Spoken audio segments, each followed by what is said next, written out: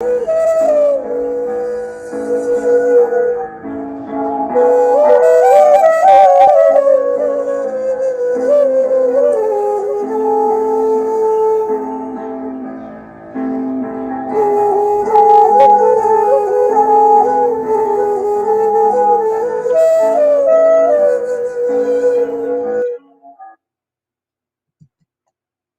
afternoon and a very warm welcome to everyone.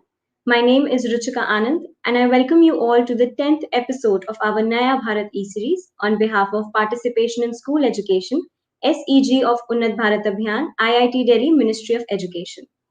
Before we start, for the participants who are joining us through YouTube, you may ask questions from the speakers by posting on the YouTube chat box along with your names.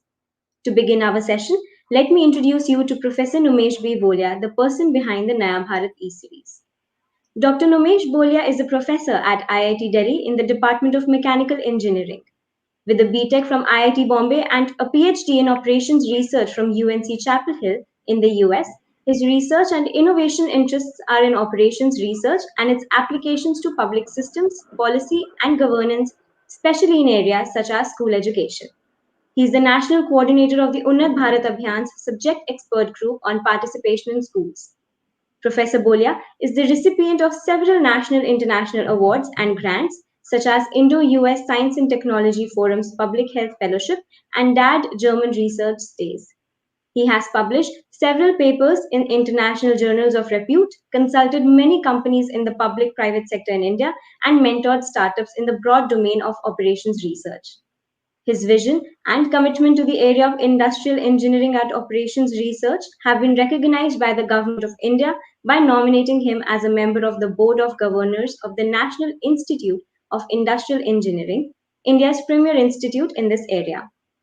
Professor Numesh is also the national coordinator of the ASEAN PhD Fellowship Program of the Government of India, which aims to harness the potential of India-ASEAN cooperation through education and research. I now request Professor Bolia to kindly introduce us to the Naya Bharat e-series and take us further towards the webinar. Okay, thank you, Ruchika, for that kind introduction. Welcome everyone. Namaste and a very, very warm welcome. This is indeed hot as well in India, and that makes my welcome even warmer. We are doing this as a part of the Unnat Bharat Abhiyan, which, as all of us know from the past edition, is an attempt of the Government of India to really bridge these two important gaps. On one hand, the energy and the expertise of the higher educational institutions, and on the other, the areas that need such expertise, the rural parts of the country, the interior parts. It was started in 2014 with a mission to impact and bring about some change in these areas through technology and the expertise that is found in higher education institutions.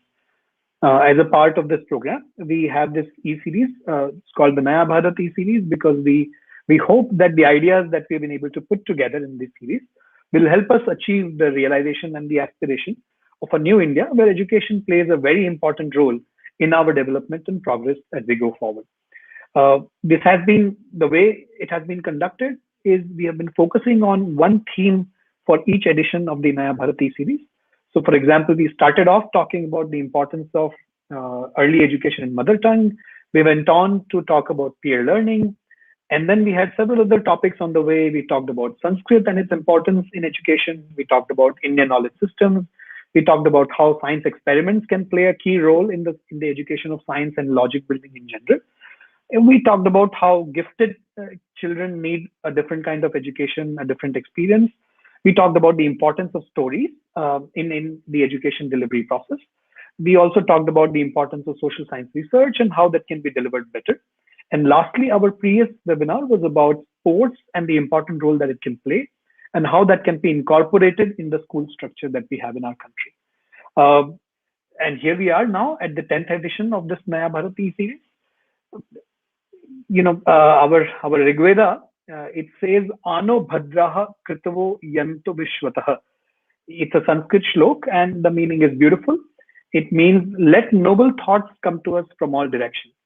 So you can imagine India right from ancient times has been keen, very welcoming of ideas from all over the world. And exactly with the spirit, we bring before you this webinar on the theme of international experiences in school education. Now, of course, education is one of the many basic needs of survival in today's world. The value, interpretation, and mode of education may vary from place to place. One can say that education is definitely an ever-evolving concept, which is in turn for the betterment of the humankind. Although the way in which it is delivered is might be dissimilar, but the aim of inculcating values along with creativity and skills certainly remains common worldwide. So all of us have things to learn from each other because, in some sense, there is some unifying framework for education. While many of us have heard of the wonderful education system of Finland, we have heard news items about how the Honorable Deputy Chief Minister of Delhi, has been to Finland to study their education system. Some of us have heard about the rootedness of Japanese education.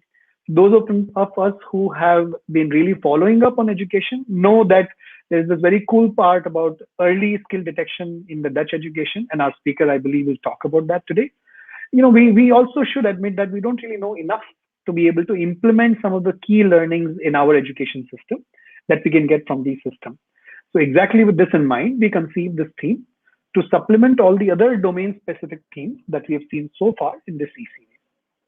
Our NEP, of course, gives immense importance to the international mode of education. It says, and I quote, a national curricular and pedagogical framework for early childhood care and education for children up to the age of 8 will be developed by NCERT in two parts, namely a sub-framework for 0 to 3-year-olds and a sub-framework for 3 to 8-year-olds. Along with the above guidelines, the latest research on ECCE and the national and international best practices. It very explicitly recognizes the importance of best practices. It also says, and I quote again, it is recognized that there may be several pedagogical approaches internationally for teaching particular subjects. NCERT will study, research, document, and compile the varied international pedagogical approaches for teaching different subjects and make recommendations on what can be learned and assimilated from these approaches into the pedagogies being practiced in India. Courses and programs in subjects such as Indology, Indian languages, Ayush systems of medicine, yoga, arts, music, history, culture, and modern India, internationally relevant curricula in the sciences, social sciences, and beyond, meaningful opportunities for social engagement, quality residential facilities, and on-campus support, etc., will be fostered to attain this goal of global quality standards and attract greater number of international students and achieve the goal of internationalization at home, quote ends, specifically for higher education. So you can see right from ancient times to our NEP, there is quite a bit of importance on learning whatever is going on internationally. Now, without taking much time, and to talk more about the international mode of education and its role in making the process more creative, I introduce you to the chief guest for today, Ambassador Dr. Jnaneshwar Manohar Mule, a member of our National Human Rights Commission and former Indian Service Officer, to give his special remarks. Before that, I'd like to introduce him. It's a privilege to have Dr. Mule. He was born and brought up in Sangli, Kolhapur district of Maharashtra, and completed his education in Kolhapur and Mumbai. He is, of course, a former ambassador, but also a social worker, renowned author, motivator, and former ambassador and secretary to the Government of India. Dr. Mule was selected in the Indian Foreign Service in 1983 and has served in Japan, Russia, Maldives, Mauritius, Syria, and the US. He is a well-known writer, columnist, and linguist, fluent in Sanskrit, Marathi, English, Hindi, Japanese, Russian, and Kannada, and has written more than 15 books in various languages. He is known as the Passport Man of India because under his leadership, the country's passport network increased from mere 93 passport offices to about 500 in 2019-20. All of us have been beneficiary of this network. As Consul General of India in New York, he undertook a Swachh Consulate Abhiyan, which was replicated by the Ministry of External Affairs, Government of India, in all its overseas embassies and high commissions. Dr. Mule started many socio-educational projects, including Balodyan, an orphanage for 50 children in his native village since 2010. He has visited more than 200 universities and colleges in India and abroad and addressed students on various topics such as India's ancient culture, what India can give to the world, the wisdom of India, and India, the largest democracy. He's won several literary awards, including the State Literary Award for his poetry collection, Swatatil Akash by the government of Maharashtra. His book, Mati Pankh Ani Akash, written in Marathi, is immensely popular amongst the youth and has been prescribed in the arts curriculum at the North Maharashtra University, Jalgaon, and Shivaji University, Kolhapur in Maharashtra. Dr. Muley, as I said, it's an honor to have you gracing today's webinar. Over to you for your opening remarks. Well, thank you, Dr. Nomesh Bolia. It's a pleasure to be able to join you all in this wonderful webinar today on international experience of Naya Bharat. Yes, obviously the NEP has been a talk of town, and I would certainly like to see if I can connect some of these dots into some kind of a reasonably pleasant picture of our education and how we look at it as we go along in towards the journey of the future. Now, Unnat Bharat word itself, is a very positive connotation. Unnat doesn't mean simply, high placed, simply growing, but it also connotes a kind of a richness of intellect, richness of experience, and richness of action. And the NEP, which has been introduced recently, certainly talks of some fascinating aspects which we could really handle or tackle through education. These are some of them you mentioned, Dr. Bolia. Education in mother tongue, Sanskrit, maths, science, life skills, skills education, indigenous knowledge, and education through games and stories. I have generally been brought up in a residential school, and then subsequently I have been outside my village. And then obviously in my long career, I have traveled a lot outside. And I feel that in the last 20 or 30 years, the world has changed so much that the education system in most countries has become somewhat obsolete. Now, as a personal perspective, I expect three things from education given the current international situation. What are they? Number one is creative, which creativity you mentioned about it. It's very important that we remain creative at all times, because only that will take us forward in terms of our journey of the civilization. Number two is being constructive. And by constructive, I mean that, well, today we have enough weapons.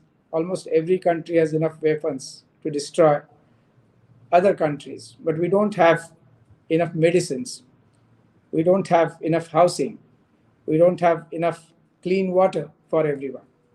So we need to see how to build constructivity in education. So that is, another of my criteria of good education. And third, equally important is, compassion. And by compassion, I mean that education that that is available to everyone, accessible to everyone, and that goes to everyone, because everyone cannot come to a educational institution, but the education cannot wait for the people to come to them. Education must reach out to the remotest areas, and today, thanks to technological development, it's very much possible. It's very much within our reach. Dr. Bolia did touch on the ancient wisdom of India, and he mentioned something that I was going to mention. Ano bhadraha kritavo yantu vishwatah. Let noble thoughts come to us from all directions, indeed, from all over the universe. That is what this particular dictum means. How is it possible for us to take positive elements from all over? What kind of mechanism is currently available? What kind of mechanism we can build? How the truly interdisciplinary integrated approach can be built is the real challenge that all of us face. And building a compassionate, creative, and constructive education is really the challenge of the international education. I would say education has to become international. In this in this particular direction, there are two more old shlokas or dictums that come from the indigenous knowledge of India, which again happens to be in Sanskrit. One is Vasudhaiva Kutumbakam, and which is very relevant to international education, that the whole world is our family. Now, currently we are all divided. We have national borders, we have sometimes borders of our state, sometimes districts, even between villages, there are some kind of borders. Certainly, national borders is something that is reasonably recent introduction to the world community. That is means a century or two, and those borders are still being strengthened. Unfortunately, walls are being created. How can a young boy who is entering college or entering school, how can how can he create a kind of a universal image of humanity in his mind when he enters the school? When the schools themselves are based on a policy which teaches narrow objectives. So, in this particular sense, I would like to say that the schools will have to, right from the beginning, build this particular value, Vasudhaiva Kutumbakam, in the minds of the students. How we do that, again, is a challenge given the conditions in which we live as individual nations and societies. The other shloka is Sahana Vavatu Sahana Bhunaktu Sahaviram Karavavahe Tejasvina Vaditamastu. This again talks of collective living, collectively achieving uh, higher missions. Now, how do we do that as one world while retaining our individual systems of our individual countries or individual universities where we live? So this is the challenge that we have to face. Now, what we need really is a kind of a framework in which we move forward. Like if I have to talk about India, the only reasonable framework that covers everything is the Indian Constitution. Indian Constitution, as you know, participants, friends, is the world's longest written and perhaps the most comprehensive constitution in the world. So that being the case, what is the fundamental principle that emerges out of our constitution? The constitution has basically has propagated or has pronounced three important principles which can help us in framing education policy not only for Indian students but for everyone who is entering any educational system, and that is justice, equality, and liberty. Now, if you look around, we are again, because of the divisions that we have, we see that whether it is justice, it is justice of our own people. Whether it is equality, equalities are built in. And for a variety of reasons today, particularly the kind of development model that we have built in, which is basically capitalistic in nature, has perpetuated equality. And if you see last 10 years statistics, you will see that economic equalities are becoming a reason for other kind of equalities, discrimination, injustices, and atrocities in various societies all over the world. So it's very important that we remember that justice, equality, and third one is liberty, which is enshrined in our constitution, and it's also enshrined in the constitution of most of the democracies in the world. And subsequently, a number of statutes have been built in those countries so that it can really it can really be preserved and protected and promoted. Now, what are the various elements which can introduce in education? And I'm certainly one for indigenous knowledge and education in mother tongue. I like Hiram, perhaps I also have been, taught in my mother tongue, which is Marathi, and it has helped me. It has not restricted me in becoming a complete human being.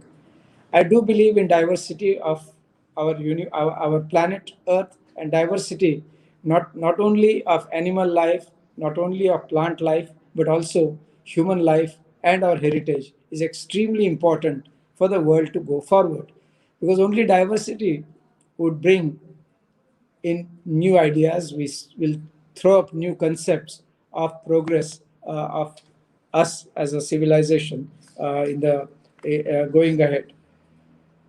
As I said, inclusivity has to come in many, many ways. I am in the National Human Rights Commission, and day in and day out, I see that inclusivity is not in practice. There are a number of areas that I see discrimination takes place, atrocities takes place.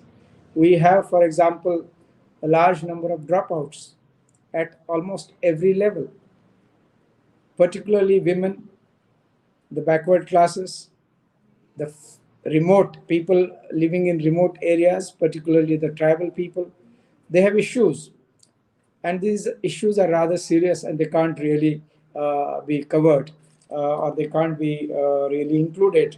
Now, there has to be some very, very creative and innovative way to reach out to them. Then, as I said earlier, we have to inculcate this feeling that we as planet members are one community, as one society. Because that concept, unless it comes, we are unlikely to think in a holistic manner. We will be divided by walls of nation and walls of religion and whatnot. Uh, Third is really, when we think of education, our current education is primarily what we call the Western education.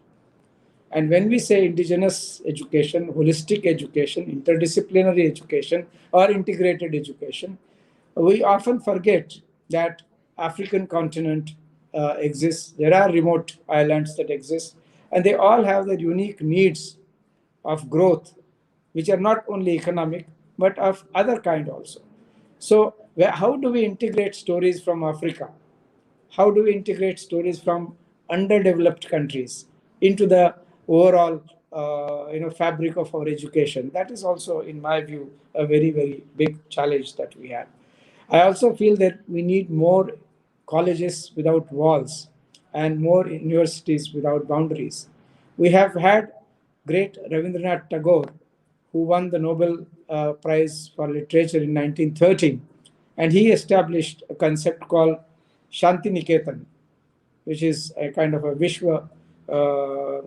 It's a kind of an open university where anybody could come, teach, study, stay, and learn. That kind of experiment, I think, has to become more universal and more easily accessible to people. Because today, what has happened is we have education means classes, education means grades, education means marks, education means quantitative evaluations. In my view, in the world where we are living today, and corona is certainly a case in point, these marks, these percentages have become irrelevant.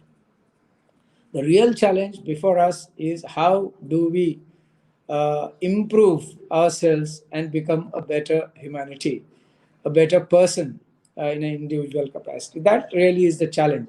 And that if that has to be the case, you need to have education available everywhere.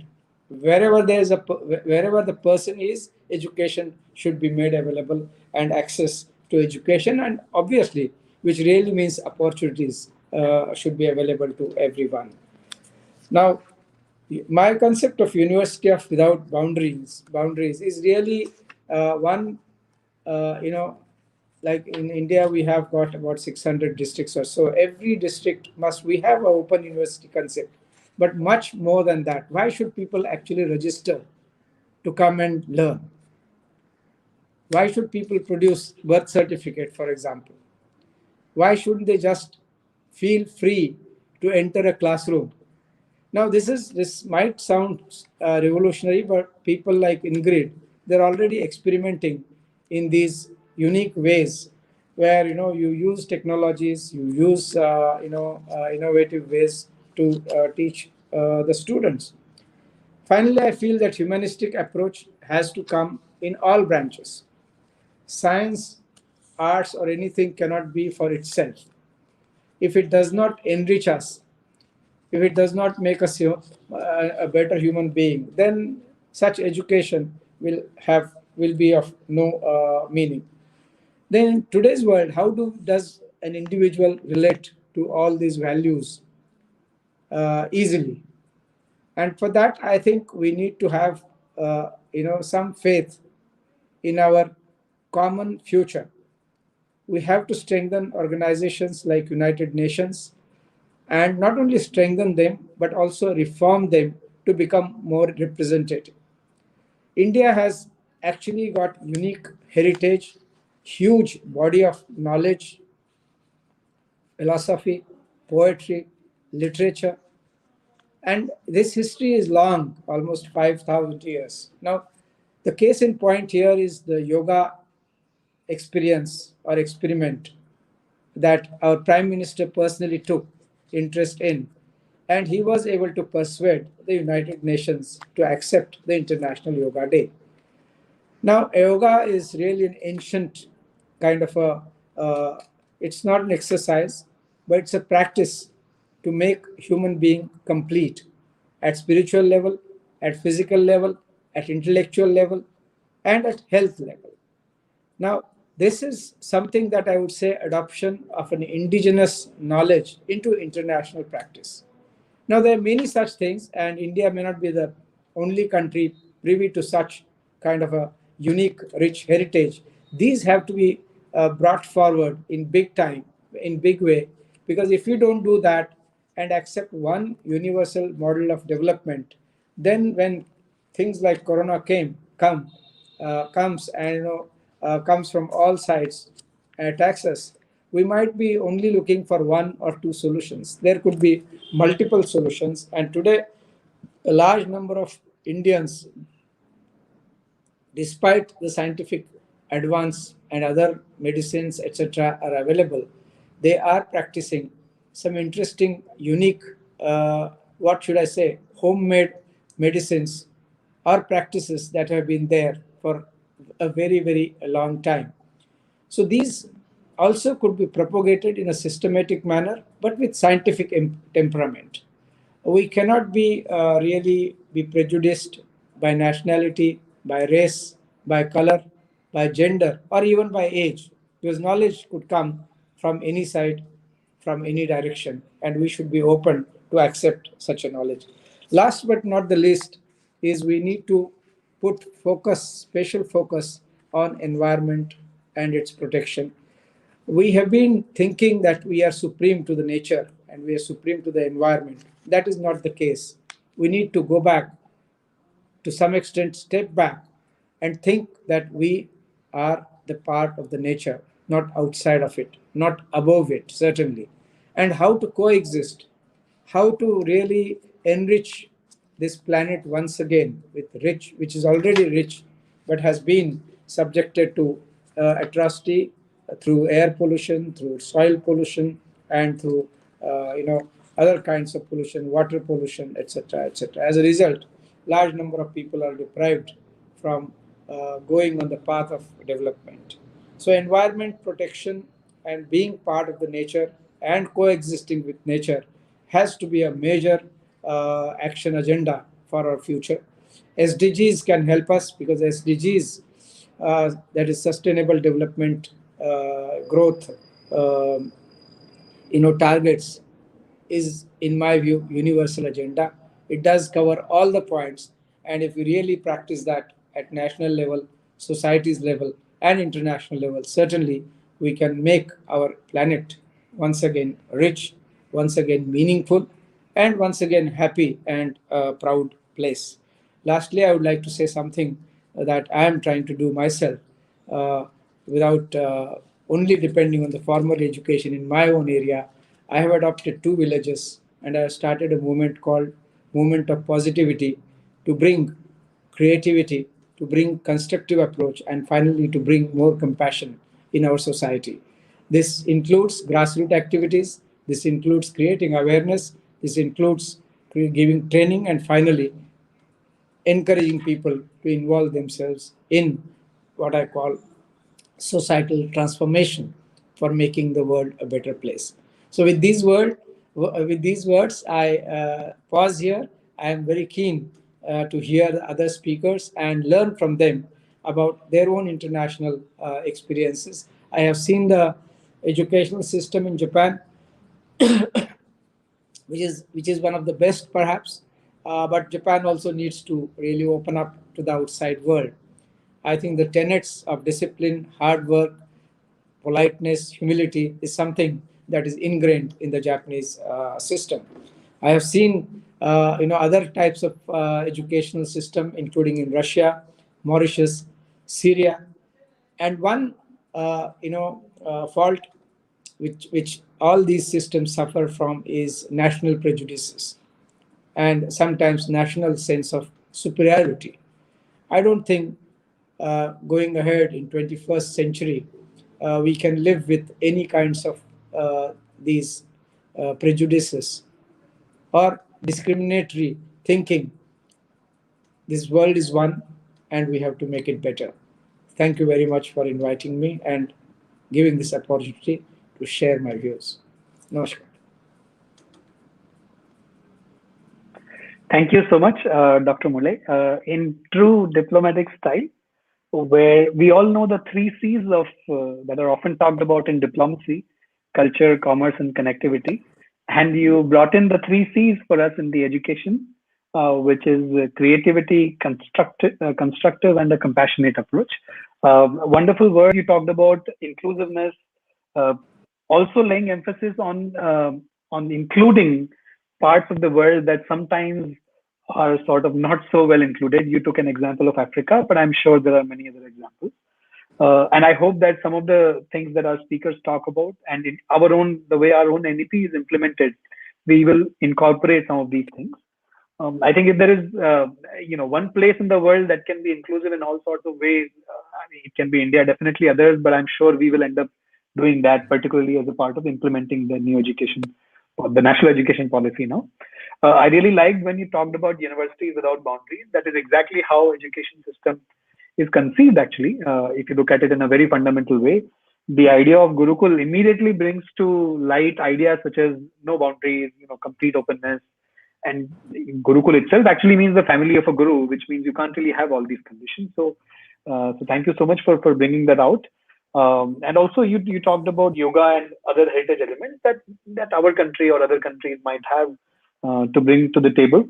The PM did something to yoga at the diplomatic and the political level, and I think it is now up to educationists to bring it down to the students and to the other levels. So thank you so much, Dr. Malay. That was absolutely Thank you. motivating. Uh, I would now like to talk about what we are going to see here next. While designing this, we wanted to make sure that we have teachers here who come and talk about, and educators who come and talk about how things are done in their respective countries. Not necessarily researchers, but people who have on the ground experience. The way we have been doing these webinars, Dr. Malay, is they've been the heroes in these webinar series. They come in with their own unique set of experiences, which are all lived experiences apart from experiences that they analyze. And we also wanted educators who can then attempt to connect the Indian system with some of the international ones. You did a bit of that in your approach, but I'm sure Mr. Kulkarni, Hiramji, when he talks about his thing, he will bring that angle as well. So we Sure. have a very distinguished panel who will all be introduced in a very special way too as we go along in the webinar. And with that, I hand over to Ruchika.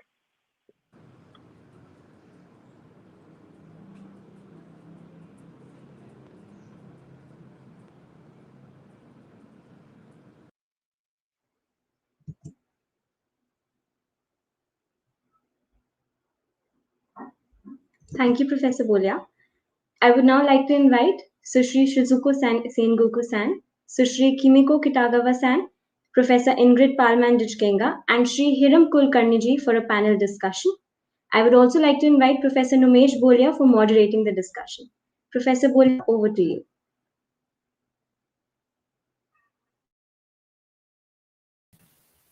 Okay, great. Thank you. So we have the panel in front of us now. Thank you so much. A very warm welcome to all of you.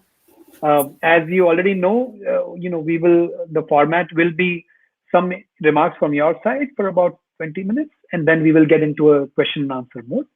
I really welcome all of you to the panel, and thank you so much for agreeing to spend all this time with us here. We do know that the time actually doesn't really work out in the same way for everybody. It's right now 4 o'clock in India, but in your own places it might be different. Particularly for our Japanese friends, by the time we end, it will be quite late. So thank you again for taking this time out. To begin this discussion, let me introduce you to our first panelist, Sengoku-san, through this video.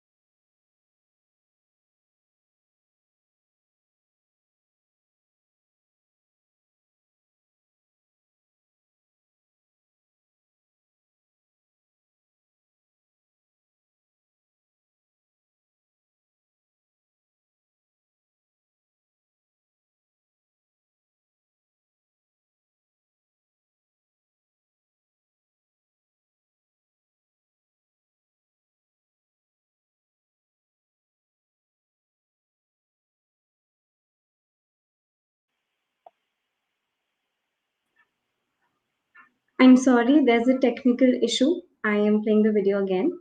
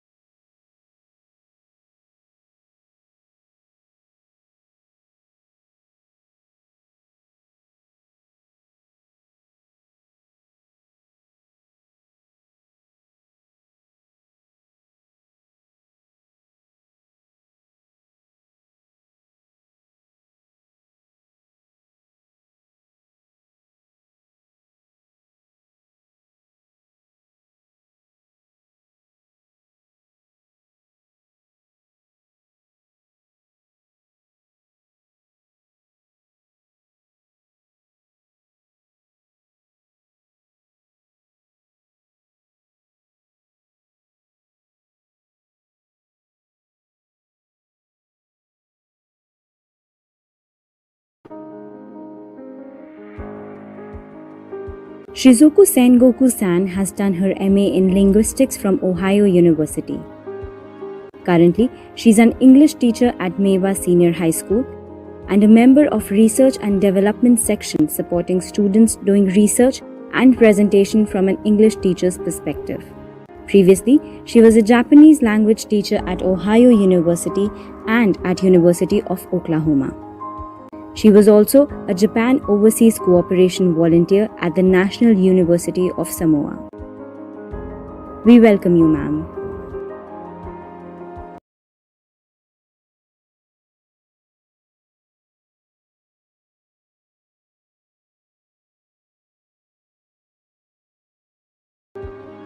Currently, she's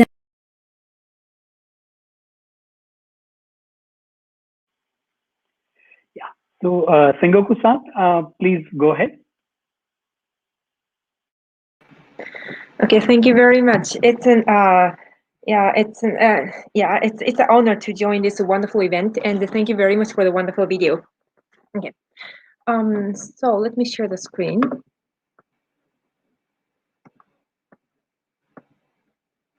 Okay, yes. Today I'm going to talk about Japanese education, both advantages and disadvantages. Okay. So in Japanese education, the goal of Japanese education is student self-development and harmony. And to achieve those, there are four backbones to support this. These are four. Number one is equality. Number two, discipline, responsibility, and consideration. For the equality part, as you can see in this picture, most students wear secondary and senior high school students wear uniforms. And for elementary and secondary school, which are compulsory education, the school education is free and textbooks are provided. And for those elementary and secondary school, students all the schools follow the same education curriculum throughout Japan.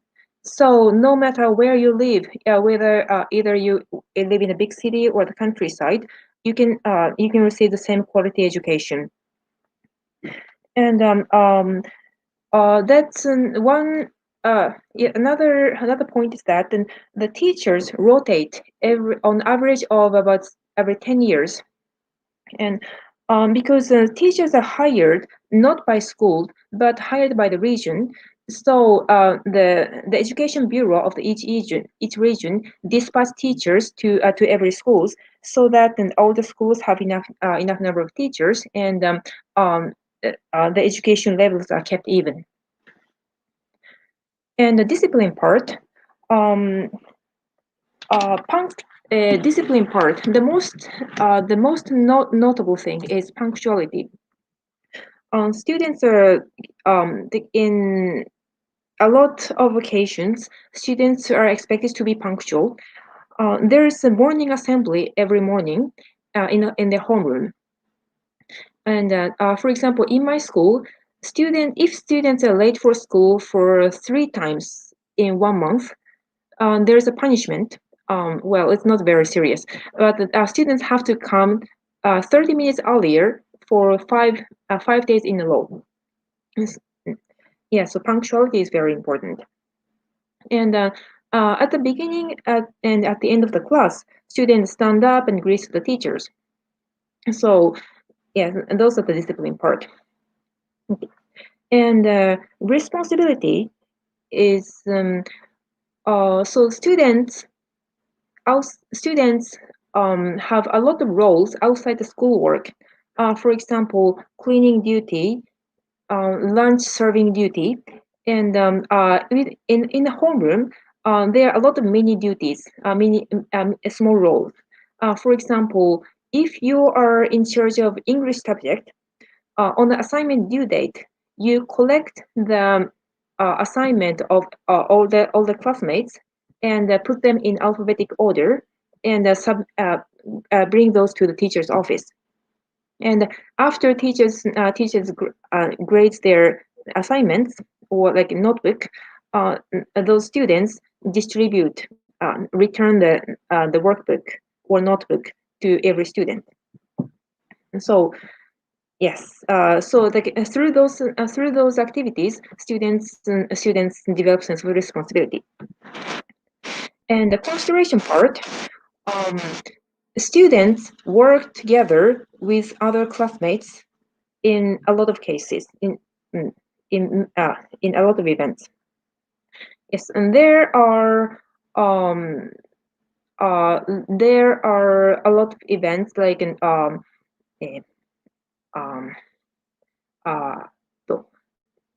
sports festival, or sports festival, cultures festival, like a lot of events, and every day too.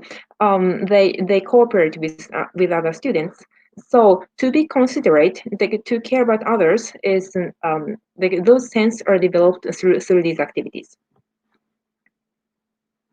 Okay. So let's talk more in detail with examples. Okay.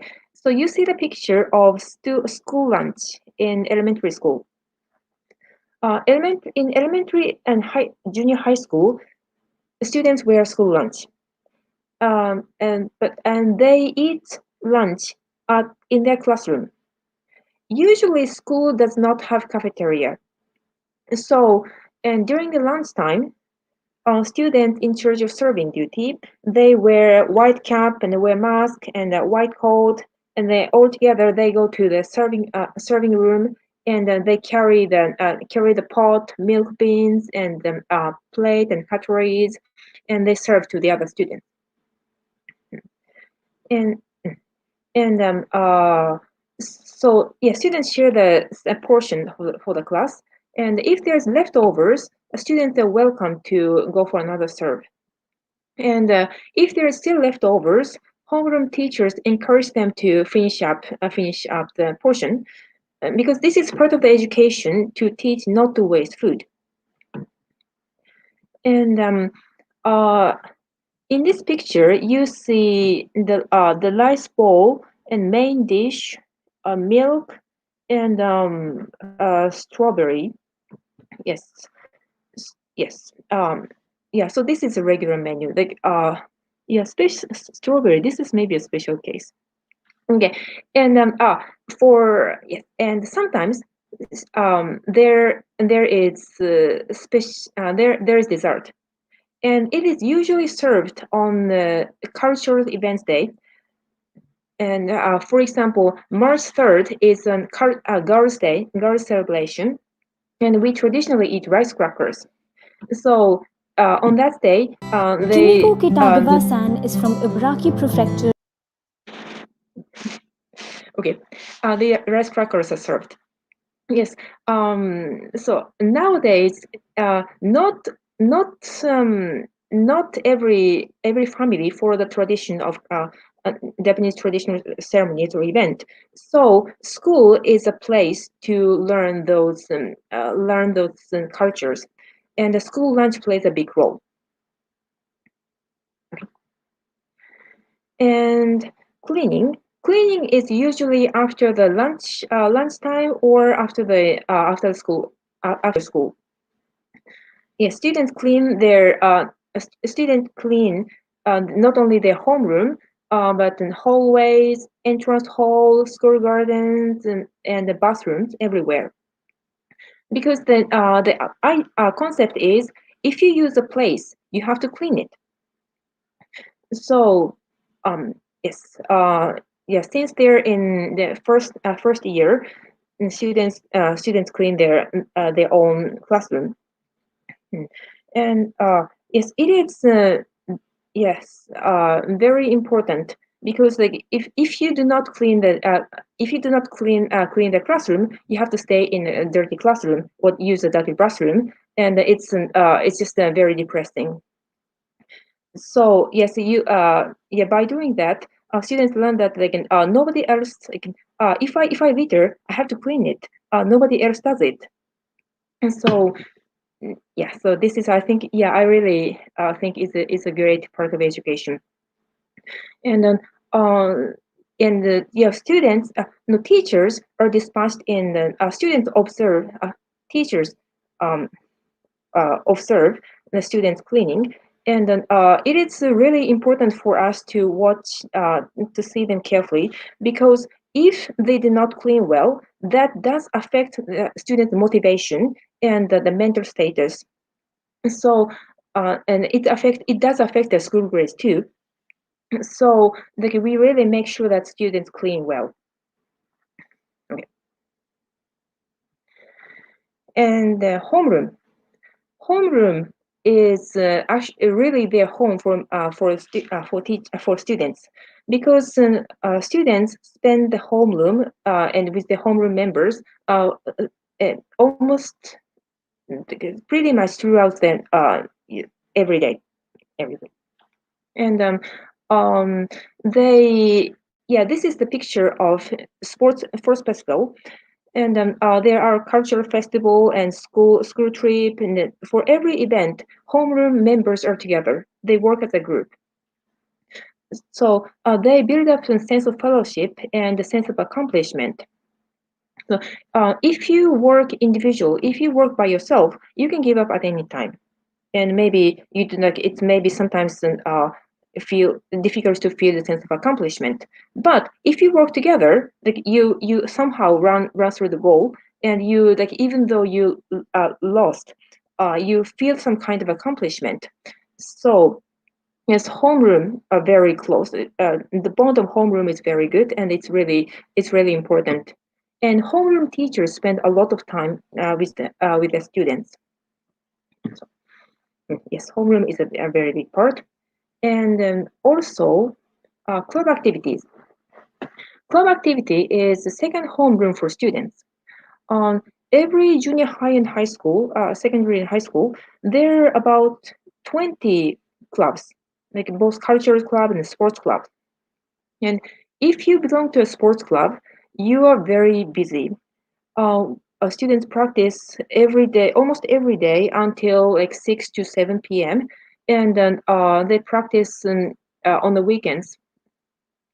Either Saturday or Sunday on weekends. And there are a lot of tournaments. Maybe there's one tournament per month, more or less. So yes, students are very busy, and they spend a lot of time with their teammates. So it contributes to build up an even stronger fellowship. And they uh, they they discipline themselves, and they got to self-manage. They got to they have to like self-manage, because it's really difficult to do the club activities, and also the schoolwork. Okay. So these are the overview of school education, the Japanese education. But there are some problems. The number one is too much work for teachers and students. Yes, as you can see, students are very busy with the club activities and schoolwork, and also teachers are very busy on outside. But besides teaching subject, we do career counseling and homeroom and club activities. So we are very busy. And parents' expectation for school and discipline field is big. Yes, because traditionally, Japanese schools take part in their discipline, and before it was working well, because families are big, and there are many adults who to watch the children. But nowadays, the family size is small, and both parents are working.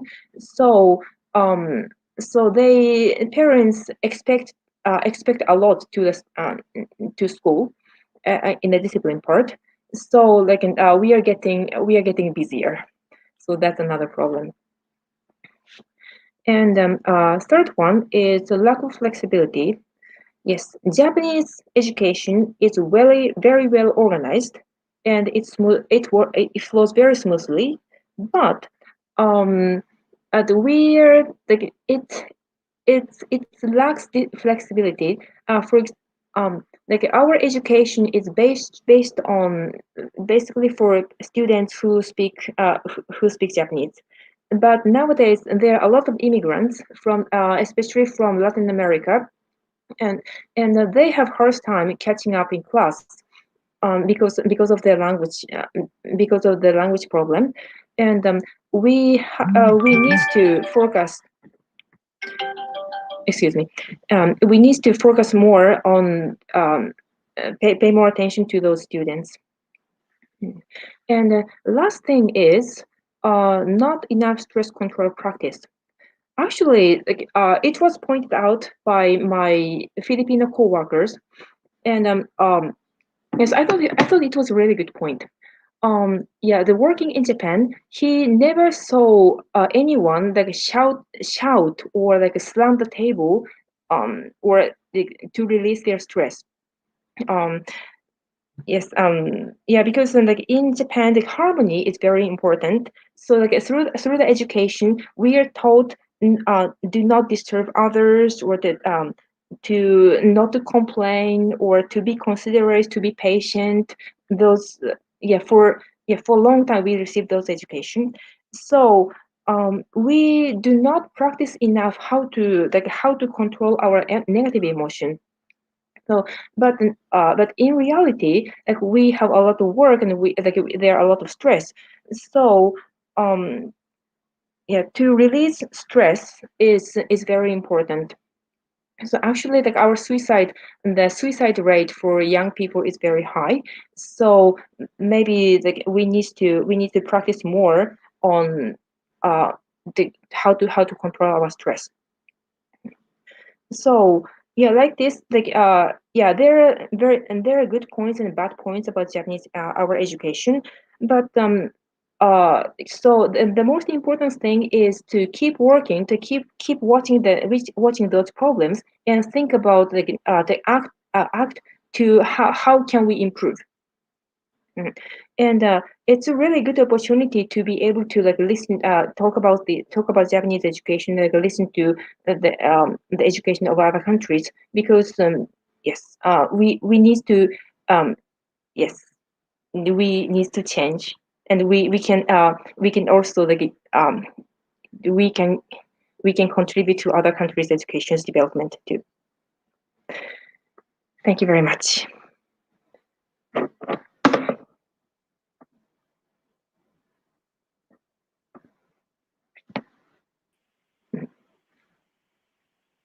Thank you, Sengoku-san. Thank you so much. I know it is very difficult to summarize the entire country's education system in a 15, 20 minutes talk, but you did wonderful. It was great. You started out beautifully with laying out the four main pillars of the system in your first slide, and then gave examples of how some of those things are done, which is exactly what we were looking for, actually. A mere philosophy and the talk of how things should work doesn't help, but those practical examples that you shared, they were very good. Interestingly, we also, in India, are pretty strong about not allowing food to go waste. It is almost considered a sin, actually, in our homes to let food go waste. I think it's similar. It's probably there is a name Motainai or something like that, right? In Japan, and there is a word for that in India as well. I don't know how strong we have been able to inculcate that in our schools, but in our homes, it is definitely a big thing to not let food go waste. Hopefully, it'll also come in our schools. Plus, the other things you shared about using the special menu as a way to expose children to the Japanese culture. The role of serving, that's fascinating because, I mean, in all our community events, I know the role of a server is very important. It's considered a very pious, very nice sort of service to do, and people look forward to such opportunities all the time. Again, it's there in our society, not so much in our school system, and it's so good to see that in your schools as well.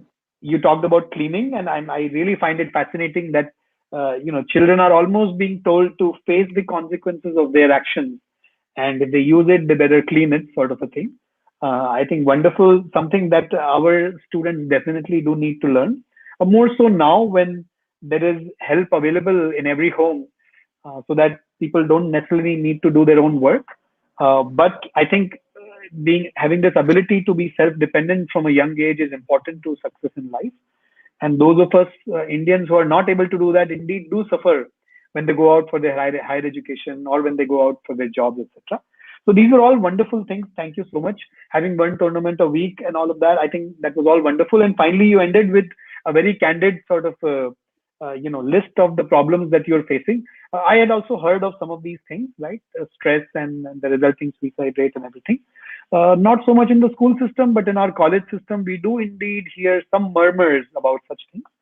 Although I think some of the things that Dr. Muley talked about, some of those practices, yoga, being more open, being flexible, being creative, does help in some of those things, and hopefully we'll be able to tide over this. So thank you so much. This was lovely. Thank you so very much once again. And with that, I'd like to invite. Thank you. We'd like to now invite our next speaker, also from Japan. And as you can see, we really love Japan, and that's why there are two speakers from here, Kitagawa-san. I request for the introduction video of Kitagawa-san to be played now. Kimiko Kitagawa-san is from Ibaraki Prefecture, Japan. She has been working as an elementary school librarian for 12 years. Currently working at a Japanese elementary school. She has always been interested in Japanese education and education happening around the world. Kitagawa-san, welcome, and over to you for your remarks.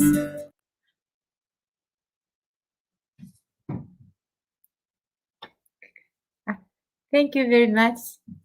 Hello, I'm Kimiko Kitagawa. This is Kyra.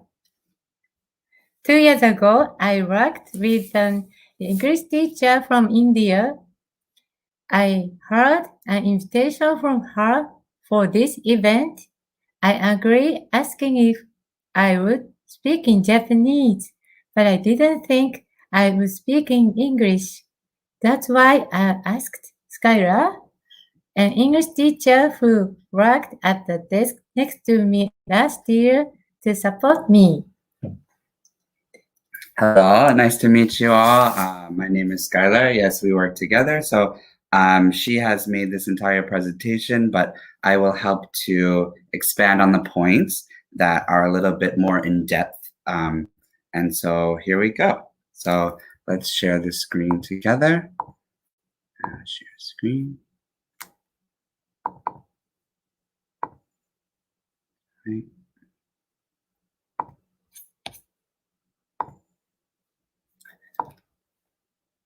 No. これか。スライドしよう。これ。Okay. Okay. Okay. So. Okay. いい？大丈夫？ Okay, so here we go. So this is the timetable slot. So number one. Number one, I would like to talk about education in Japan in 3 categories. The first is the characteristics of education in Japan. The second is about school library education. And the third is to share my concern about the education system within Japan. First of all, I would like to talk about the characteristics of education in Japan. There are many things, but I'd roughly like to discuss 4 points. Point number one. So, in Japan's constitution, it states that everyone has the right to equal education.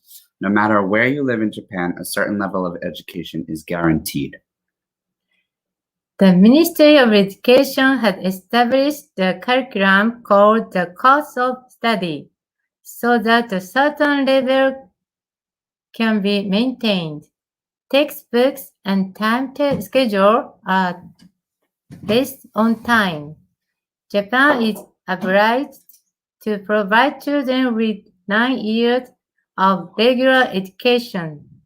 This idea of strong uniformity in Japan's education systems leads me to believe that the literacy rate existing in most schools is quite high.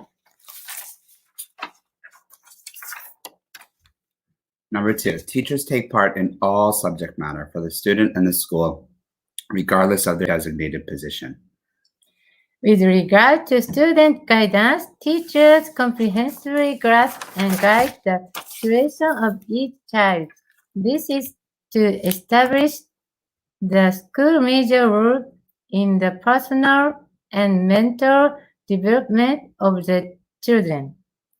There is a strong concern that resides within the teachers for the student well-being. Teachers often intervene with the students' Personal issues. personal issues.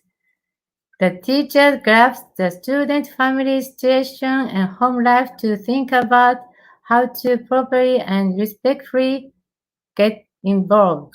So to expand on this point, many teachers in, for example, America, where I'm from, they have second grade or first grade or fifth grade. And so they only focus on that one grade.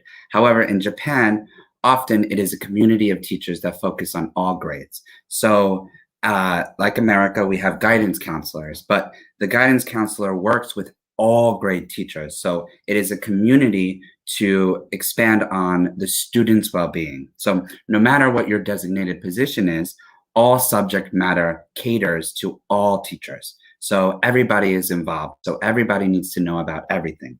There's actually many student teacher meetings at the end every Monday in our school that expand on each student and maybe each grade that needs particular focus. So all teachers, no matter what you have to focus on at during the day, at the end of the day, the entire school is your responsibility. And so it is almost you come to work knowing that not only your grade is the main focus, but all grades you have a responsibility to cater to and to design your focus on. And therefore, it is every student has more of a comfortable situation going to school because they know they don't have only one teacher looking after them, but an entire school. Number 3, this is a very, very big topic. Moral education is a substantial and profound subject within the classroom and within Japanese schools. Moral education is finely subdivided. For example, friendship, kindness, following the rules, attitude, moderation, local love, feelings, judgment of right and wrong. About 1400 years ago, there was an emperor and politician. He enacted Article 70 of the Constitution. One of them is about harmony. The meaning is that people do not fight, they all help each other well, and when problems occur, they often discuss them. So now I will, Kitagawa sensei, she expanded on this, and during our time, we often talk about this, so I will expand on her thoughts in English. So during the 2011 earthquake, which if many people don't know or many people know, it was the worst earthquake that happened in Japan for a long time. People chose to have no outside issues. Everyone had just one focus, and that was to keep united. To compare it to something was in America in 2001 when that happened, the 9/11, everybody focused on one substantial issue.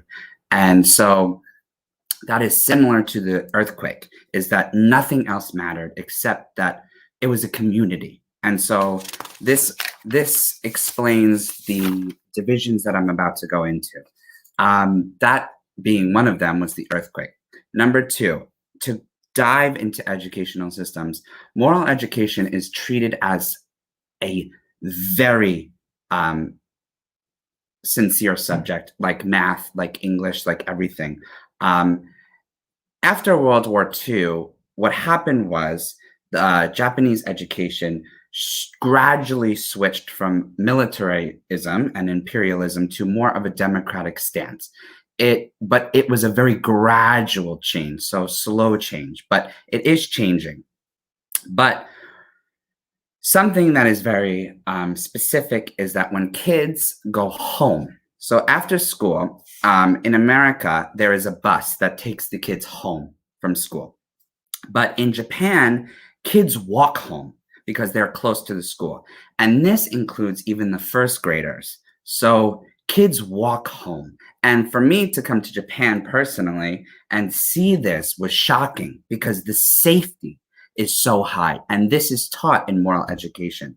And so the idea that young kids can walk home and take the train to maybe an after school program and with no fear in the parents' eyes or anything is taught in moral education. So this is a very serious, beautiful issue that is taught in Japan because it is safe. And so as a parent, you don't need to worry. And sometimes you need to worry in a big city. For example, my friend, she works at a private school up in the area that we live. And she has a system where actually she works at an elementary school, and the first graders and first through fifth graders, they have a buzzer on them. And so when they tap into school, the parent is notified that they got to school safely. And so that is very big example of how safety is so important. And so number 3 is that things don't get stolen easily. I'm from New York, so if I leave my phone or my wallet on a counter, I have very concern that when I get back there, it's not going to be there. But in Japan, it's very different. Our coworker actually left money in the ATM machine, and when she got back there, it was given to the clerk. And so many situations are like that in Japan, is that it's safe, and it is what they're taught from a very young age. And so that is a gorgeous way of living, and moral education is very, very, very strict. So this does lead into some concern because with everything, there are pros and cons. So when it comes to cons, moral education in Japan can be traditional. And so in Japanese culture, it is very hard to stray from traditional values. And so socially, sometimes Japan can be a little bit behind in the trend of times. And so when it comes to moral education, where it sometimes restricts individuality. And so this comes to hairstyles, clothing. So when a junior high school or a high school student has a uniform, after school, the teachers are often scoped out in the area that they need to go home from. So when a teacher sees maybe somebody changed into a different outfit, it's a no. It's a big, big no. And so they need to change back into their uniform. And so when the weekend comes, maybe a student feels like they can't even express their individuality because they don't know how to during the week. And so hairstyles, clothing, attire is extremely strict. Whereas socially, that kind of confines the freedom that they have. Yeah. So that is a little bit of an issue, but there are pros and cons with everything. So the fact that moral education is so strictly taught, it is a beautiful thing. And I think the pros definitely outweigh the cons, but it needs to be said in everything because not everything is just easy, right? So everything needs a balance. And I think Japan does a very exceptional way of balancing things, but it's hard because if everyone learned from each other, we can come as one. But the educational system is very far ahead, but also behind in these socially concepts.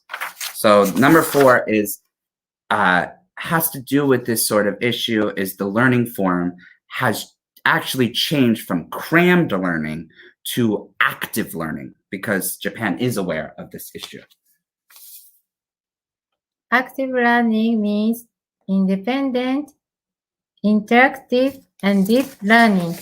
The class emphasizes not only what to learn, but how to learn. A class that seemed understood or interesting when all the knowledge has been acquired. A class where you can think and learn with the people around you and discover new things and create rich ideas.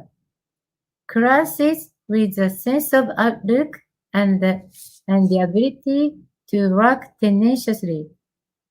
A class that reflects on your learning and develops the ability to make use of it in your next learning experience in life. So by keeping classes interesting and creating a class that takes advantage of each student's concept is very important. And so as a classroom whole, maybe 30 kids, depending on the school, but it's a normal basis. But for example, to take moral education into consideration, bullying is very high in Japan, and it doesn't even mean, violence. It means name calling or, situations like that, right? So in school, they can talk about not only why is bullying bad, but how the concept of this issue can be talked about. So it doesn't even talk about the issue, but how the issue can be talked about. So this is active learning. So by hearing maybe Kimiko sensei's, Kitagawa sensei's opinion and hearing mine, we can learn from each other. And so this is an issue that has been developing in Japan and enriching all minds in this way.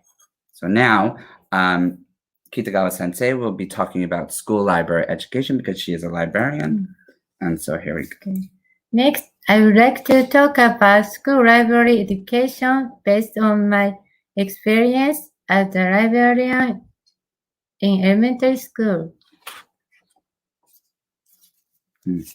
So in Japanese education, the homeroom teacher, as mentioned before, the homeroom teacher, which is the classroom teacher, is not the only one involved in the classroom by him or herself. All faculty members are involved. So this is a picture about Kitagawa sensei, and she was during this lesson of the week, and she needed to be talking about war and peace. And so she involved a book that can be talked about it. So all subject matters are involved. So maybe the kids need to look up computer facts, but in this particular issue, a book was mentioned. So as the librarian, she stepped in and taught the kids that whole week, maybe once a week, was very important. Kitagawa sensei is very special because the library is open to all minds. So the library is not only a place to read and examine books, but it is also a place where children can feel safe. So during recess, as we call in America, but after lunch when you eat, you go out and play, right? But some kids want to go to the library. And so that's where they feel safe and they feel most at home, is opening a book and escaping. And that is something that Japanese schools often give to the kids and allow the kids to do.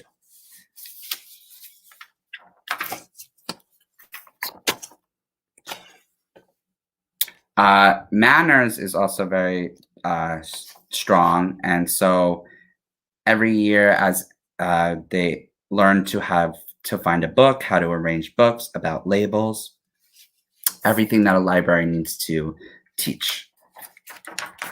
Community school. So we believe it is desirable not to raise our children in confined spaces. They don't just go to school and learn in school. They're taught in school how to live outside of school.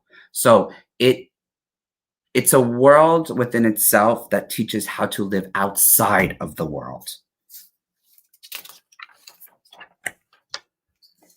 So this picture to the right is actually me and Kitagawa sensei.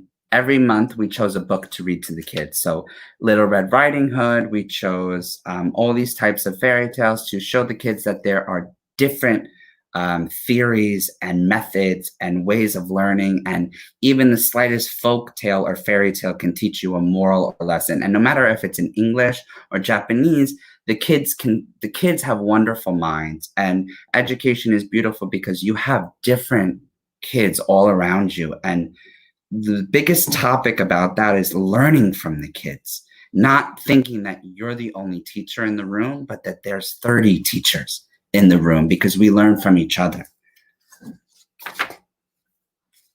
And so this is a book volunteer, so parents are very involved, and so that's very good. That helps the environment of the school, the library exceed.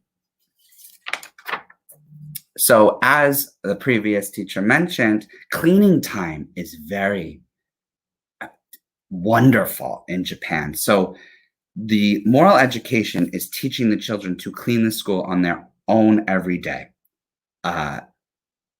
plan. It fosters a spirit of keeping public places clean by cleaning themselves. You will be able to understand the feelings of the person who clean the public areas we use. It develops a sense of spirit and consideration for the services around us. Therefore, public places, stations, streets, facilities, a train, bathrooms in Japan are clean. Even if there are no fines, everyone will try to keep it clean. And it's wonderful because as someone from New York, I came to Japan and I'm shocked. Subways are immaculate, and it is something that is very, very, very, very proper, because this is what we were talking about, moral education. They need to clean. And so first grade, second grade, third grade, fourth grade, so on, learn to clean. And although sometimes it is a little bit shocking for me because it's a different culture, kids need to be kids sometimes, but it's a wonderful thing that they can grow from this opportunity and take this with them at an older age, and it's pretty wonderful.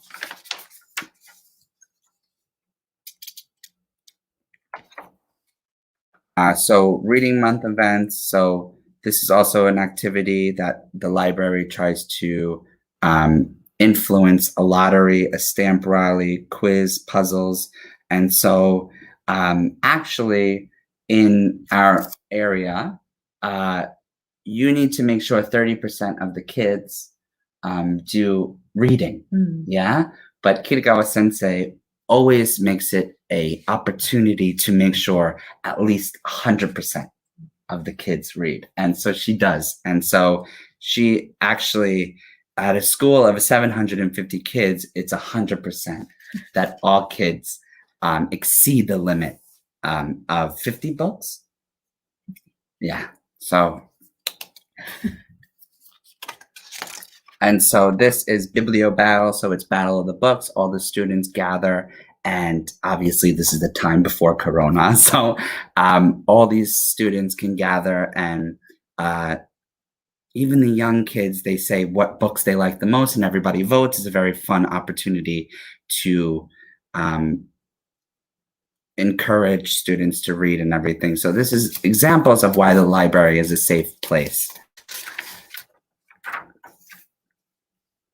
So this is an example of classes that are occurred in the library. So fifth year students study Japanese traditional culture. They use books, they use newspapers, they use magazines and the internet to examine what kinds of traditional performing arts, crafts, works, what problems are needed to protect traditional culture, and what it means to coexist in modern life. After you're researching, you give a presentation to tell your classmates. And so this has to do with the active learning. You speak to each other about what you learned and everything as that way. Yeah, I'm so sorry to interrupt, but would request you to please wind up due to time constraints. Okay. Yeah. So how much time do we have? Maybe 5 minutes? Yes. Okay. So to finish up, we would like to talk about a discussion about Japan. So finally, I would like to end my presentation by discussing the interesting topics that I find to bring about both pros and cons. This matter is related to the theory of unnecessary focus.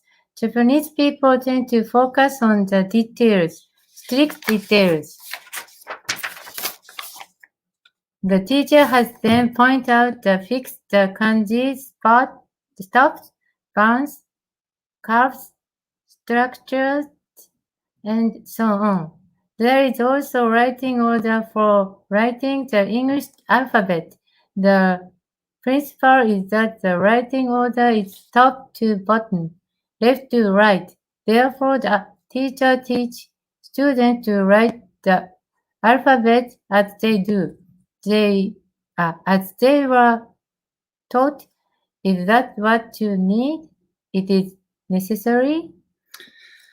So this is something you want me to explain, yeah? So this is something that is very difficult. So unnecessary things, which Kitagawa Sensei means, is sometimes in so as you can see, is that there's a stroke order that is need to be taught. In kanji, it's very serious. So the kanji cannot just be wrote like that, what you feel that day. It's very strict. And so that comes accordingly to the English alphabet. And so when Japanese students learn the English alphabet, they need to go accordingly to their kanji.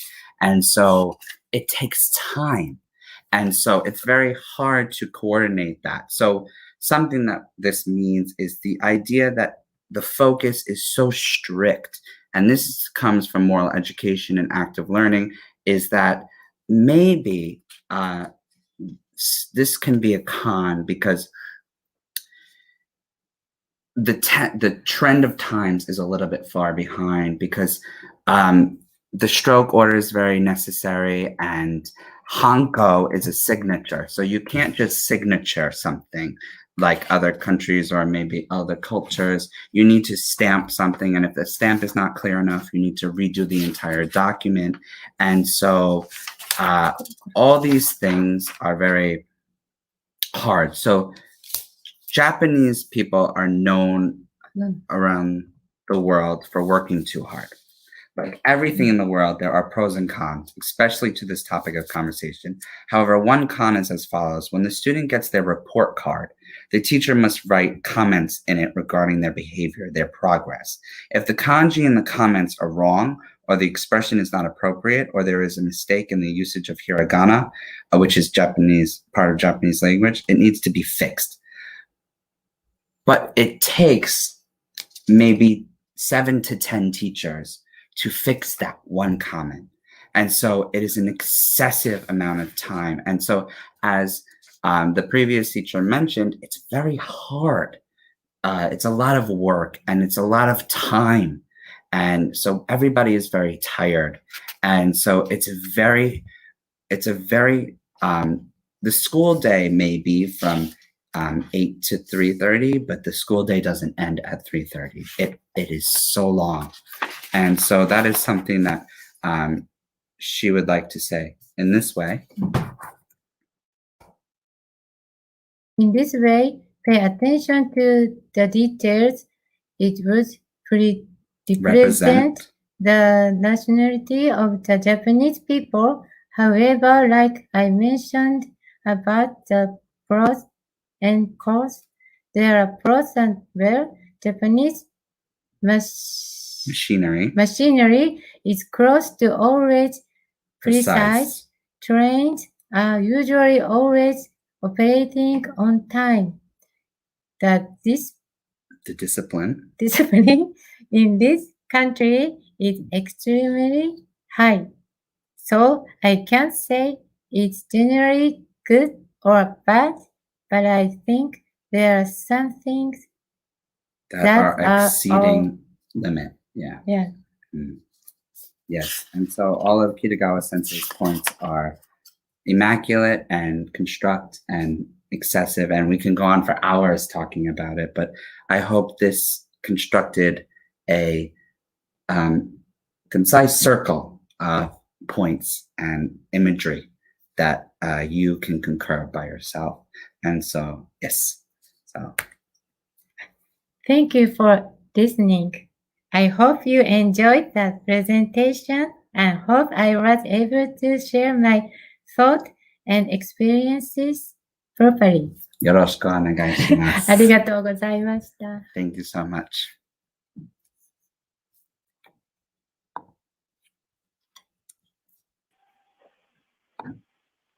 Well, thank you so much, Kitagawa-san. And I did not get your name. I'm sorry.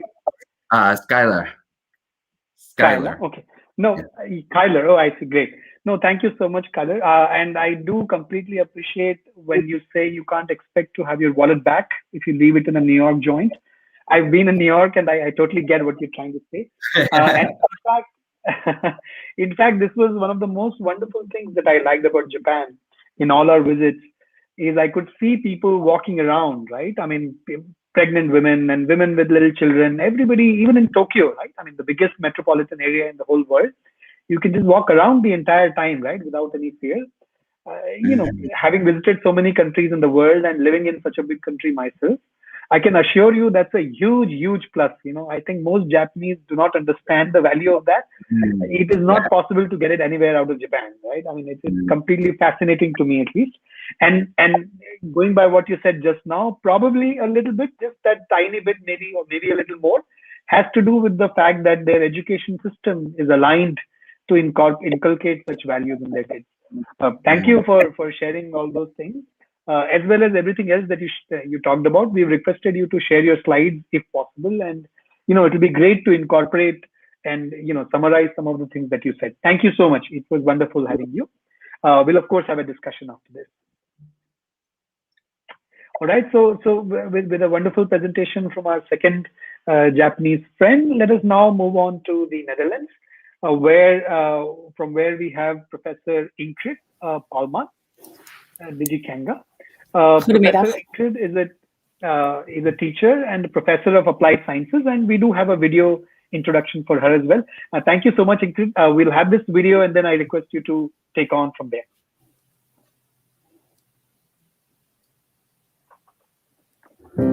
Professor Ingrid Palmen Dijkanga is a teacher and a professor at the University of Applied Sciences in the Netherlands. Her work is situated within primary schools, working with teachers and students, focusing on students' voice and learning and the role that teachers have within schools. She's an author of several books, including Heart for Learning and Teacher, Who Are You? She joins national gatherings on the trade of the teacher. Last one was a part of the National Design Group on designing an idea for a teacher's profile. Professor Ingrid, it's a pleasure to have you today. Over to you for your remarks. All right, thank you so much. And I will try to share my screen with you as well. We've been practicing this, so I should be fine. Let me see what happens. Do you see my screen already, or? I'm just waiting to. Yes, we can see the screen. Yeah, can you see the screen? Okay, thank you very much for pointing that out to me. Well, thank you so much for all the nice things that I've already been hearing, and I really liked I liked all the talks. But one thing stick to my mind, and that was that kids have wonderful minds, and I think that's the basic of where our educational system starts. And that's also one of the hopes that we have within the Netherlands, that we actually address the wonderful minds of children, but also the wonderful minds of teachers, because that's a really important part as well. So I just brought a little picture of the Netherlands. I don't know if everybody knows, really a small country compared to India. But what I wanted to do is just share with you a little bit, and the picture is in Dutch, but I will try to take you along with the colors. So our educational system starts at the bottom. When you see the green, it says elementary school in Dutch. And basically every child from 5 years old is obligated to go to school. Most parents decide that their children would go to school when they're 4 years old. And actually there's a development going on within the Netherlands that children also can go to school at the age of 3. And there's another development going on that they say we are trying to integrate the whole social development with children, their development as kids, to see that maybe we can start from 0 on to like 18 years old. I would talk about that a little bit later. So when they enter elementary school, they enter at 5 years old and they leave elementary school at about 11, 12 years old, and some do at 13. And after that, they go to middle school, and it's called voortgezet onderwijs in the Netherlands. And that means that kids all take a test when they are at the end of elementary school. And that test decides which direction the kids will go on. And you see the yellow, so the blue and the yellow, that shows that they all get a basic training.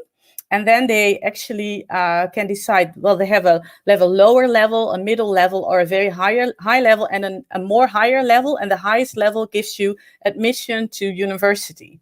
So this is also actually one of the challenges that we have in the Netherlands right away there, because the picture shows that it says, you have this basic training, the blue part, but the basic training already takes into consideration that you might have a lower level than the highest level. So kids do not really always get addressed equally in that sense. And that's a challenge in the Netherlands. And that's something that's being addressed at the moment. So it's an important thing to also share with you. Then you see on the left and the right of the model, you see the orange. And the orange color means that certain kids have difficulties in learning, and some really cannot go to the middle school because their level is too complicated, or they're mentally handicapped or physically handicapped. So we have special education for these children, which mostly starts at elementary school, but children also can decide to go to special education after elementary school. And then at the right of the orange, you see the purple one. So after being in a special educational school, those children have the opportunity to go to a grown-up education, is what we call it. I'm just trying to translate it as literal as I can. And that actually provides them to learn even more to live in life and certain things that they need to address. So when you... Excuse me, my phone's ringing. So when you go from let's say the middle school, when you enter middle school, so some middle school will be 4 years, some will be 5, and the highest level of middle school will be 6 years old. So when you're in the middle school and you go for 4 years, so the yellow part, you have the only opportunity that you have is go to the red colors. So that will mean you will enter middle trade school. So there's a great variety in middle trade school, but middle trade school is only the access when you have the lowest level of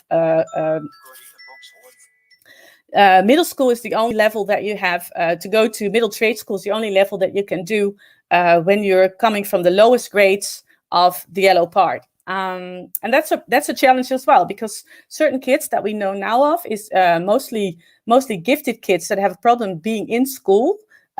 Mostly end up in the red part, so in the middle trade schools, while they have the brains for even higher or even university levels. So as you can see in all the squares so you have all the arrows, but it doesn't really provide, sometimes it doesn't provide the right ways for children. So when you're like a kid that has a higher level or the highest level, you have the possibility to go to higher trade school or to university. So if you can imagine that, just like me, I did that. I started at the lowest level of middle school. Then I took another step within the middle school to a higher level. Then I entered a higher trade level. Then I went to university, and after, just recently I finished my PhD. So it is a way, but you see, I'm almost 50 now, so it's a long way. Just to give you an idea what our system looks like, and I know it's a bit complicated, so just to give you an idea, so what does it look like? So what are the developments at the moment that we have within the Netherlands is that we got recently talked to by the IMF. I don't know if you've seen the report that said that the Netherlands should be investing more into education because our investment in education is low. And that's a challenge over there. And I kind of looked up the sheets. And as you can see on the left part of the Netherlands, you have the yellow Netherlands. That shows that we have almost enough teachers, but in the area of Amsterdam, so the little red part that you see, that shows that we have a lack of teachers there. But if we look ahead for about 4 years, then we will have a lack of teachers in our entire country, and that's a challenge. So just to share that with you, so a couple of challenges are the levels of education where children go through, but also the shortage of teachers, because in the Netherlands, being a teacher is, I don't know whether it is like in Japan or in India or in Finland. Well, I know a little bit about Finland, but it's not like a really popular trade to follow through. People that are teachers are really excited about their trade, so that's really nice. So what are the other things that we have within the education at the moment And those are a couple of really nice things that I would really lovely to be willing to share with you. And that relates to also the things that I've been hearing about Japan. And one of the things that's called the personalization, subjectification, and the qualification. So in the Netherlands, there's a high belief on the importance of really being able to interconnect and connect with the child. So expecting also knowing that a child has lots of possibilities, and we need to address those possibilities with children. So despite the system that I started with, all those teachers say we need to get the most out of every child as we can, so that every kid can enter, that's what is called the subjectification, can enter our environment, can enter our land, can enter our country, can enter our society in the right way. And a lot of the things that we have been setting into place the last 5-6 years have come from a professor called Gert Bista. Maybe you've heard of him. And he wrote a book on the beautiful risk of education. And what he says is that we should be aware of the fact, and that's something that's really is really sticking like gum almost within the Netherlands Dutch system, is that we need to take into account that being within education is a risk, and not so much a risk that it's like dangerous, but that it is the risk of being able to address in a certain context the teaching with a child and for a child, that it can go different directions because you deal with the uniqueness of a child. And so the focus on talent, seeing the child with context, is something that is really growing in awareness within the Netherlands.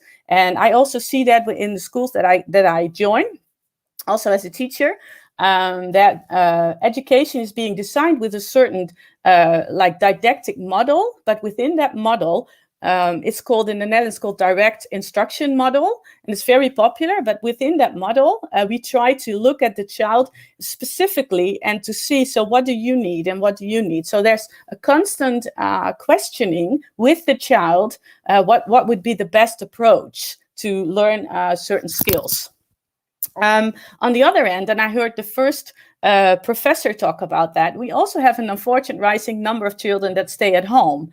That doesn't necessarily mean that they're not being educated, but it does mean that they're not part of society and that they're not part of particular schools, and that is a challenge. Right now, I work with lots of children that are at home. And we try to coach them and ask them, so what do you need? What is your talent? Where do you want to start with getting into the world, getting into our system again? And it's a long way, because most of those children, and I don't know what it was like in the other countries that we've been hearing, but most of these children also have histories of bullying, histories of problematic home situations or problematic school situations, not being able to really connect within the schools.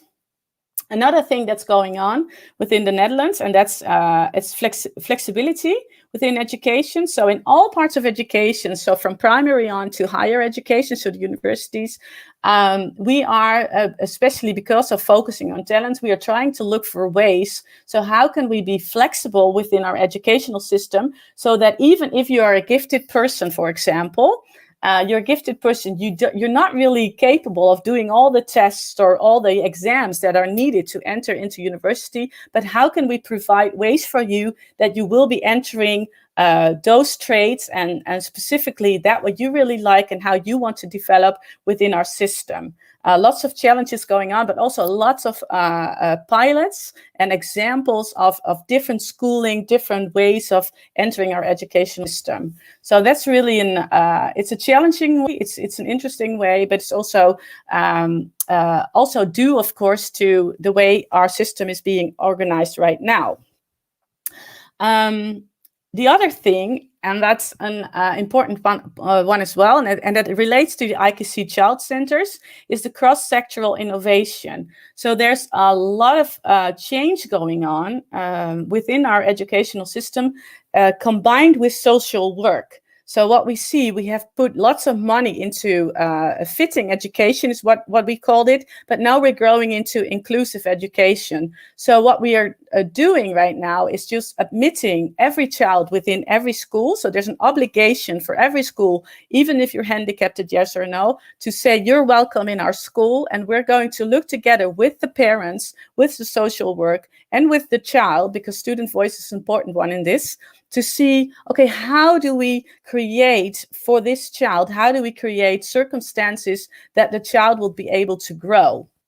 And that is also why we see a rising amount of organizations that start IKC's, it's called in Dutch, and it's like child centers that really address inclusion, and there's a great rise going on there, and beautiful. I work myself within the middle part of the Netherlands in Zwolle, and we work with different IKC schools.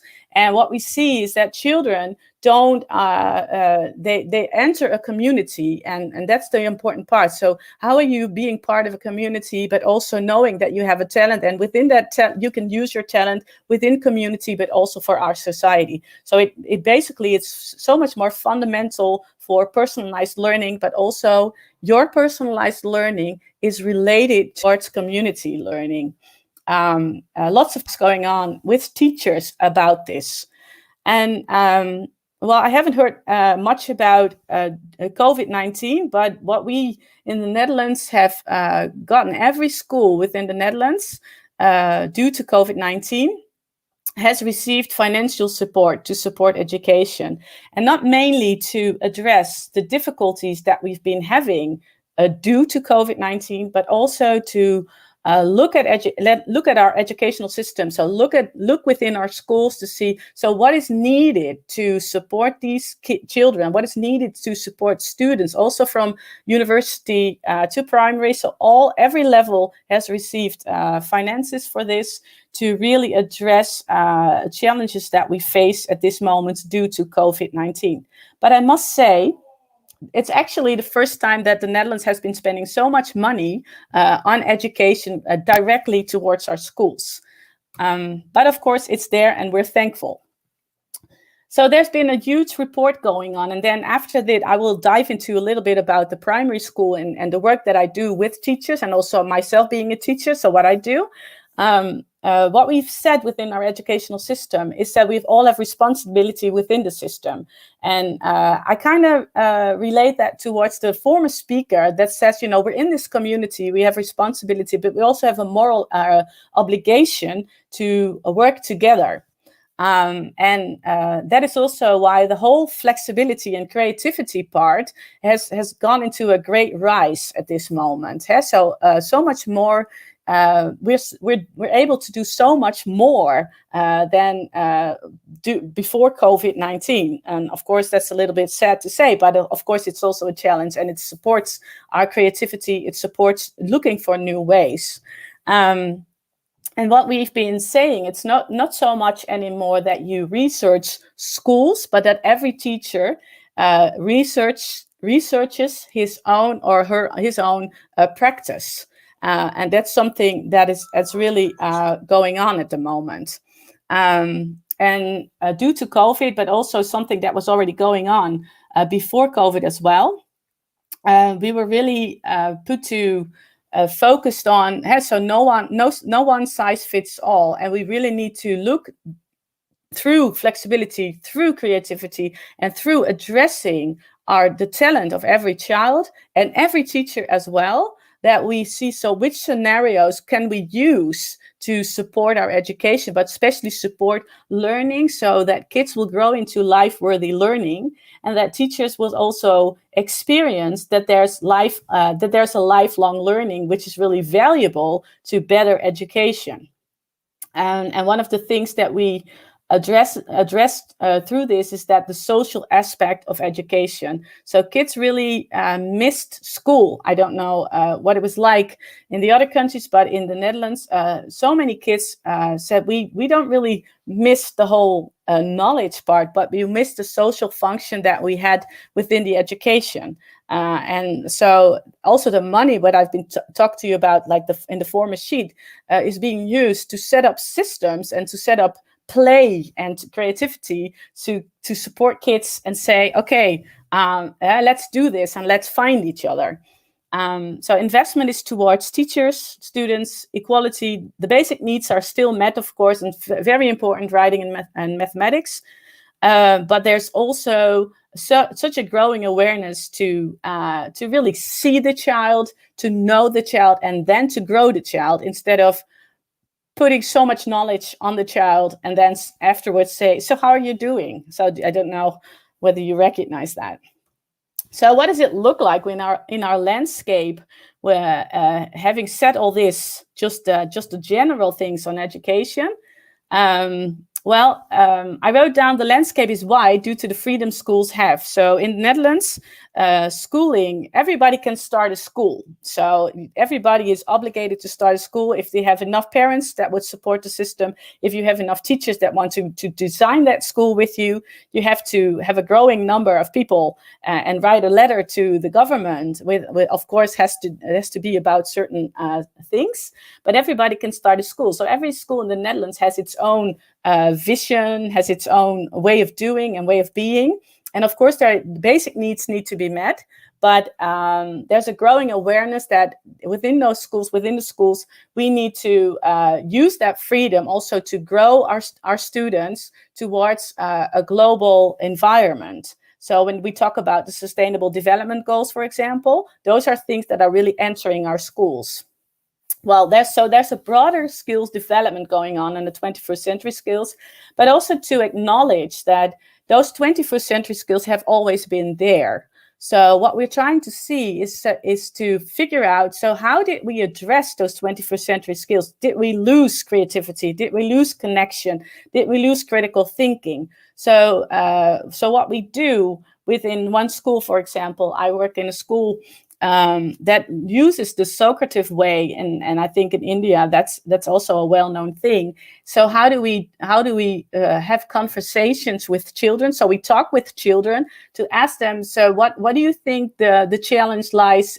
What is the challenge that lies ahead of us when talking about, for example, mathematics, or when talking about languages, or when we have a big idea, or when we look at our political system, for example. So what we are doing as teachers is trying to gather around with the children, as you can see on the picture, and just talk about and kind of design and talk about it as we go. So what do we learn from collaborative working? What do we learn from creativity? What do we learn? How do we use our critical thinking skills?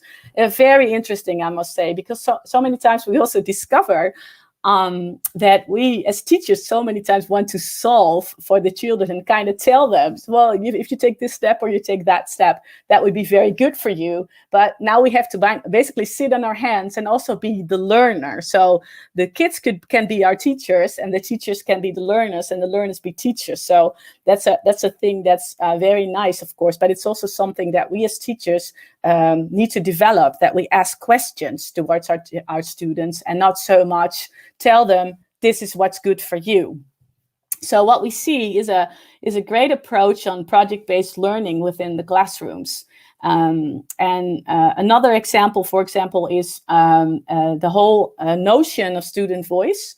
I work with, as a teacher, I work with a large school, about 650 students. And what we do is we ask them about their aspirations. We ask, so what do you want to be when you grow up? Which is, of course, a big question for children from primary school. But what we do then is try to figure out with children, so how do we kind of look back? And so this is our great vision. So how do we take the steps towards your vision? So how do we get there? So student voice and their aspirations is a big part, but not so much saying that if you use student voice, then you just get your way. But when you use student voice, you have responsibility for the bigger, the greater good, so the bigger whole. So, and we teach children as well as we teach ourselves as teachers. So where are we headed towards? So what do we see for ourselves in the near future, but also in the future that's further ahead of us, and what do we do? And we have conversations with children on student voice and on them developing with us the school content, but also the context in which they learn. Interesting process, I must say, but also a process where we as teachers learn maybe even more than our students, because it's so easy as a grown-up just to say, well, this is the way and you should be going. So you can imagine that it also takes responsibility from the student, but also it addresses aspects of respect and equality and being able to communicate and learn how to collaborate. So when we have this bigger vision, there's also a lot of going on just in the little interactions that we have with the students. So basically, what you see, if you would like put a red thread towards it, that through it, it would be that we have a stronger focus on teaching the whole child, and it's almost sounds so common. But it's very important, we think, that we have a growing awareness on the interprofessionalism, so that children will have a development that will be ongoing, and it isn't interrupted by things they face at home or things they face at school. But all the time that we as teachers look at the child, we follow up on them and with the parents and with the social system that is around it, and that we try to develop what is best with the children, for the children, and also for our community and our country, of course, the Netherlands. So what does it mean when you look back on all the developments that we have? What does it mean for me as a teacher that we really focus on creativity, and not so much as the picture shows, just the arts and the crafts, but mostly that we focus on how do you put the right questions into place? What does it mean designing good education? What does it mean to teach a diversity of children and being able to make it personal? So we practice with the direct instruction format, but we try new ways to get every child to be able to really take advantage of the system. We focus on life-worthy learning. So education is not what I showed in the beginning, all those squares that you need to follow through, but we're trying to look at new ways to kind of how do you interconnect all these different approaches that you can have within education. So ownership is an important part also for the teachers, student voice, and creating possibilities with and for children. Never forgetting, and we are never forgetting, that the basic skills are fundamental for learning and living. And as you saw passing in the introduction, one of the things that we've been designing also with the government, with lots of teachers, primary teachers, middle school teachers, and also higher teachers and professors from university, is that we designed an ethical notion of, so who are you as a teacher? And we have a strong belief that if you know who you are as a teacher, you will be able to teach so much more and so much better, but also to be able to grow so much more with children, and that will support your life as a teacher, and you won't be a dropout as a teacher, because that's another challenge we have. But as I was said at the end, so there are challenges because policy in the field aren't always in line. And I don't know what it's like in your countries, but policy always comes a little bit later, right? It's almost a little bit behind, it seems. And now we're trying to show that from the teacher's point of view, we're trying to kind of design which ways can we go using our system, but also expanding the system towards creativity and flexibility, both for students as teachers. So that's, So that's basically what I wanted to share with you all. I hope it wasn't too fast. And I can hand it over to my colleague.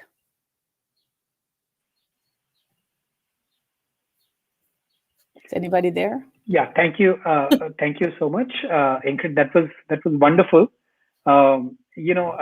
Just like our Japanese friends, actually, it was not easy to summarize everything within just half an hour. And I think you did a wonderful job.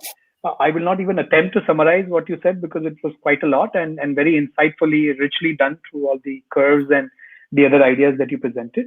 But what I did really like is the part where it was almost a mantra, right? Almost see the child, know the child, and grow the child, right? I mean, that was absolutely wonderful. Our national education policy in some ways does attempt to do a lot of flexibility within the education system. We still have to figure it out. It's more straightforward to have a uniform system and just implement it right through. Much less so when you have to let everybody do their own thing and yet satisfy some basic curricular requirements and some basic quality levels. So we'll see how it goes. Some of the learnings that we have from this session, from you, and from everything else, of course, might help us draft something and hand it over to people that matter. So thank you so much. I think this is wonderful. I look forward to knowing more from you, learning more from you in our discussion that is about to come. Thank you. You're welcome. Thank you. Yeah, thanks. And with that, let us now move on to our last speaker for the day, Shri Hiram Kulkarni. He is the Director, Strategy and Education Technology, CCE Finland. We'll have a video playing for him, of course, just like the others. But I'd just like to highlight that he has trained more than 14,000 plus teachers and across 3 continents, Europe, Asia, and Africa. So just like we had, Ingrid sort of intersecting at the school and the college because of her background in school education as well as now in the college. We have Hiramji intersecting between Finland and India, and we hope that he'll be able to talk about that aspect as well, connecting what is there in Finland with what we have in India in his talk. Hiramji, over to you. Thank you. But before that, the video, please. What world never learned from Finland? A resident of Finland for the last 15 plus years and has been instrumental in developing creative ways of learning in schools in Finland, India, Nigeria, and across the globe. Hiram Kulkarni, Director Council for Creative Education, Finland. Hiram Ji is working closely with schools, colleges, and universities across 4 continents to develop Finnish curriculum schools. He is a well-sought speaker and known for his active and energetic interactions. His research areas are educational, technology and creativity, global education reforms, and collaborative innovations. Hiram Ji is the chief convener of the Symposium on Creative Education annually held at Tampere, Finland. He has developed an unique blend of pedagogical practices from Finland and India. In India, CCE Finland is working closely with Government of Chhattisgarh and Maharashtra to develop NEP 2020. Hiram Ji, along with CCE team, shares their unique creative pedagogies to the teachers across the globe during the training programs. Let's hear Hiram Kulkarni Ji during the webinar.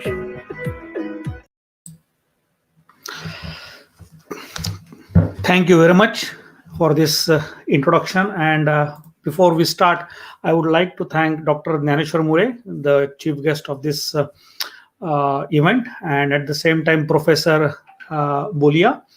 Thanks for inviting me here, actually. And my colleagues from Holland and as well as from Japan.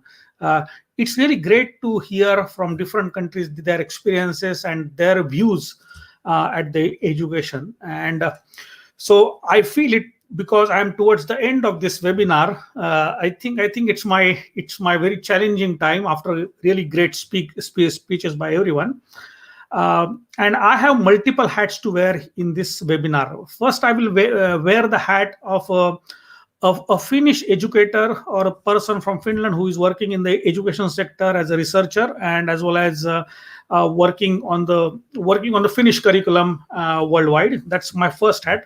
But my second hat, I think, which is more interesting for all of you, all the educators who are watching this webinar, is actually I'm a customer of Finnish education as well, because I never learned in Finnish schools, but my kids are learning. So I am the parent, and I actually I can be really sure that that experience will also help you actually a bit.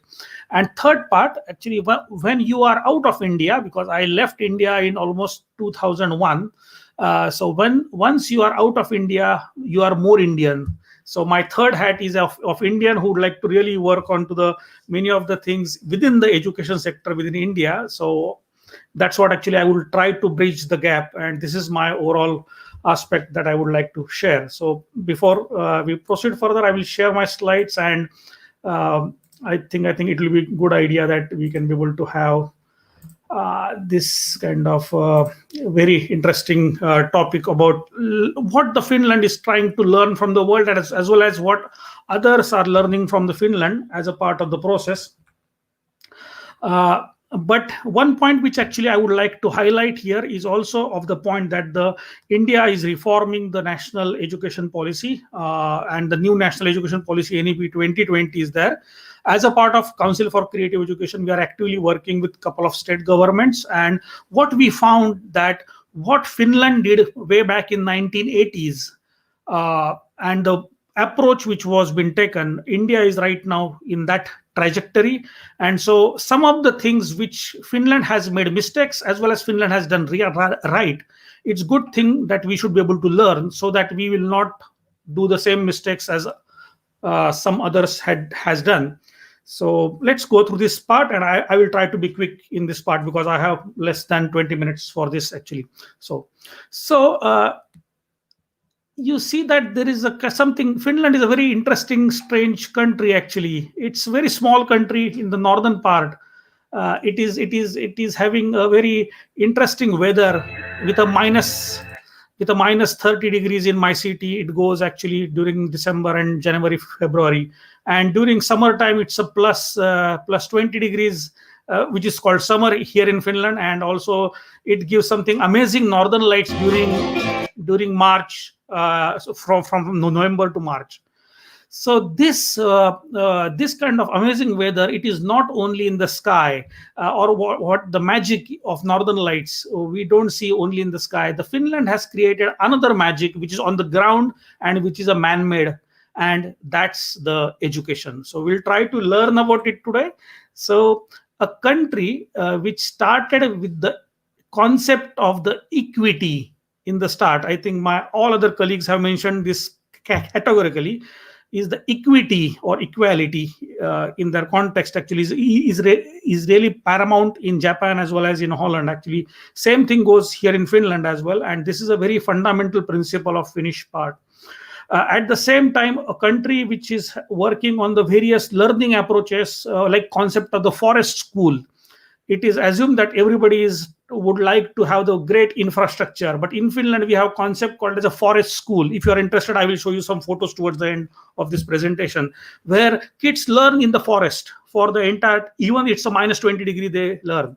And most important part, skills are really important here. So the hand learning by doing and hand skills are really important in this entire process. So a country, this is what we see, a green part of Finland, but this was not so way back in 1970s. So today we will also learn, and this will be really highlight for our NEP 2020. Way back in 1970s, the country was not having all this so-called happiest country in the world or the best education and all these things. His parameters were not there. In fact, Finland way back was one of the poorest country from Europe. It was having a lot of other issues. By 1970s, the economy has been under the recession, and the problems which got Finland to this situation way back in 1970s, good part was that the leadership in Finland, they were quite having a radical approach in understanding how to solve this situation. And for that, Ministry of Education and at that time leadership took a very drastic decisions, and that was investing in the education. When entire world was looking at so-called industrialized way of learning, Finland decided to have a humanistic way of learning approach. So way back in 1970s, earlier there was an inspection model in Finland. So somebody was coming to classes and used to watch it once in a year or twice in a year or once in a semester to see how the things are happening in the class. and that model was abolished in 1970s and 1980s actually. Same thing for the teacher education. A country where the teacher education was just as a part of arranging some of the seminars way back in 1970s and 80s, took a drastic decision to make the 5 years mandatory master's education for even primary grades teaching. And this is a major thing. And I think one of the things that in NEP is that this is what the NEP is also doing is in India now going forwards from 20 to 27 onwards, the bachelor's education with a 5-year mandatory degree should be the minimum criteria even for the primary education. So that's a welcome decision. The logic behind this part and everything I will try to explain brief. So Council for Creative Education, our organization is a part of the Education Finland. We are part and we work as official member for this, and we are organization mainly working on the creative pedagogy as our central concept. We work for the universities across the globe, governments, mainly in Africa, Nigeria, or in Middle East, Bahrain, and as well as within India with government of Chhattisgarh, Delhi, and Maharashtra as well. So I will try to give some example for that. Sorry for this, I need to go a bit faster, but please message me if at all I'm going too fast actually. So please excuse me for that actually. So as a part of our work, we every year Finland hosts more than 6,000 educators across the globe, and we host the teachers, educators. Because of the pandemic and because of the lockdown, unfortunately we couldn't host it exactly for last 1 year, any of the groups coming to Finland, but towards the end of the education visit, when the teachers go reflect that what they have seen in the Finnish classrooms, what they have experienced in Finland as a teacher, or what they have seen, they come up with these words. What you are seeing on the screen are the words which are being given by the third party or by the externals about Finnish education. And these words are in practice are really in mean over there. Example is that equity or cooperation or teamwork. These are the very fundamental concepts within Finnish education actually altogether.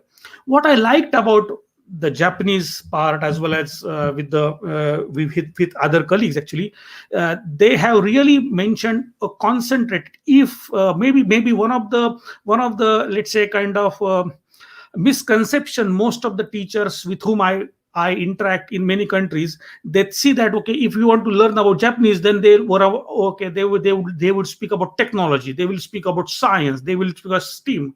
But you remember in last both the presentation, they talked about culture, they talked about what are the values, cleanliness, having moral education. Now these are the very fundamental things they have taught. Same thing here in Finland actually. One thing which can be able to, if the Japanese are well known about perfection or kind of a excellence in quality, or in, let's say in America is known about freedom, or let's say India is known about diversity, Finland is known for the same culture called sisu. Sisu, this word you call sisu, and it's very interesting word actually. Sisu is a Finnish word. There is no direct translation, but it is a kind of a perseverance, grit, or kind of a never quit approach. Whatever it takes, Finnish people will do it for completing something which is, if it's something is logical, if something is morally right, they will do anything which is for that. And this is a fundamental principle behind the education as well.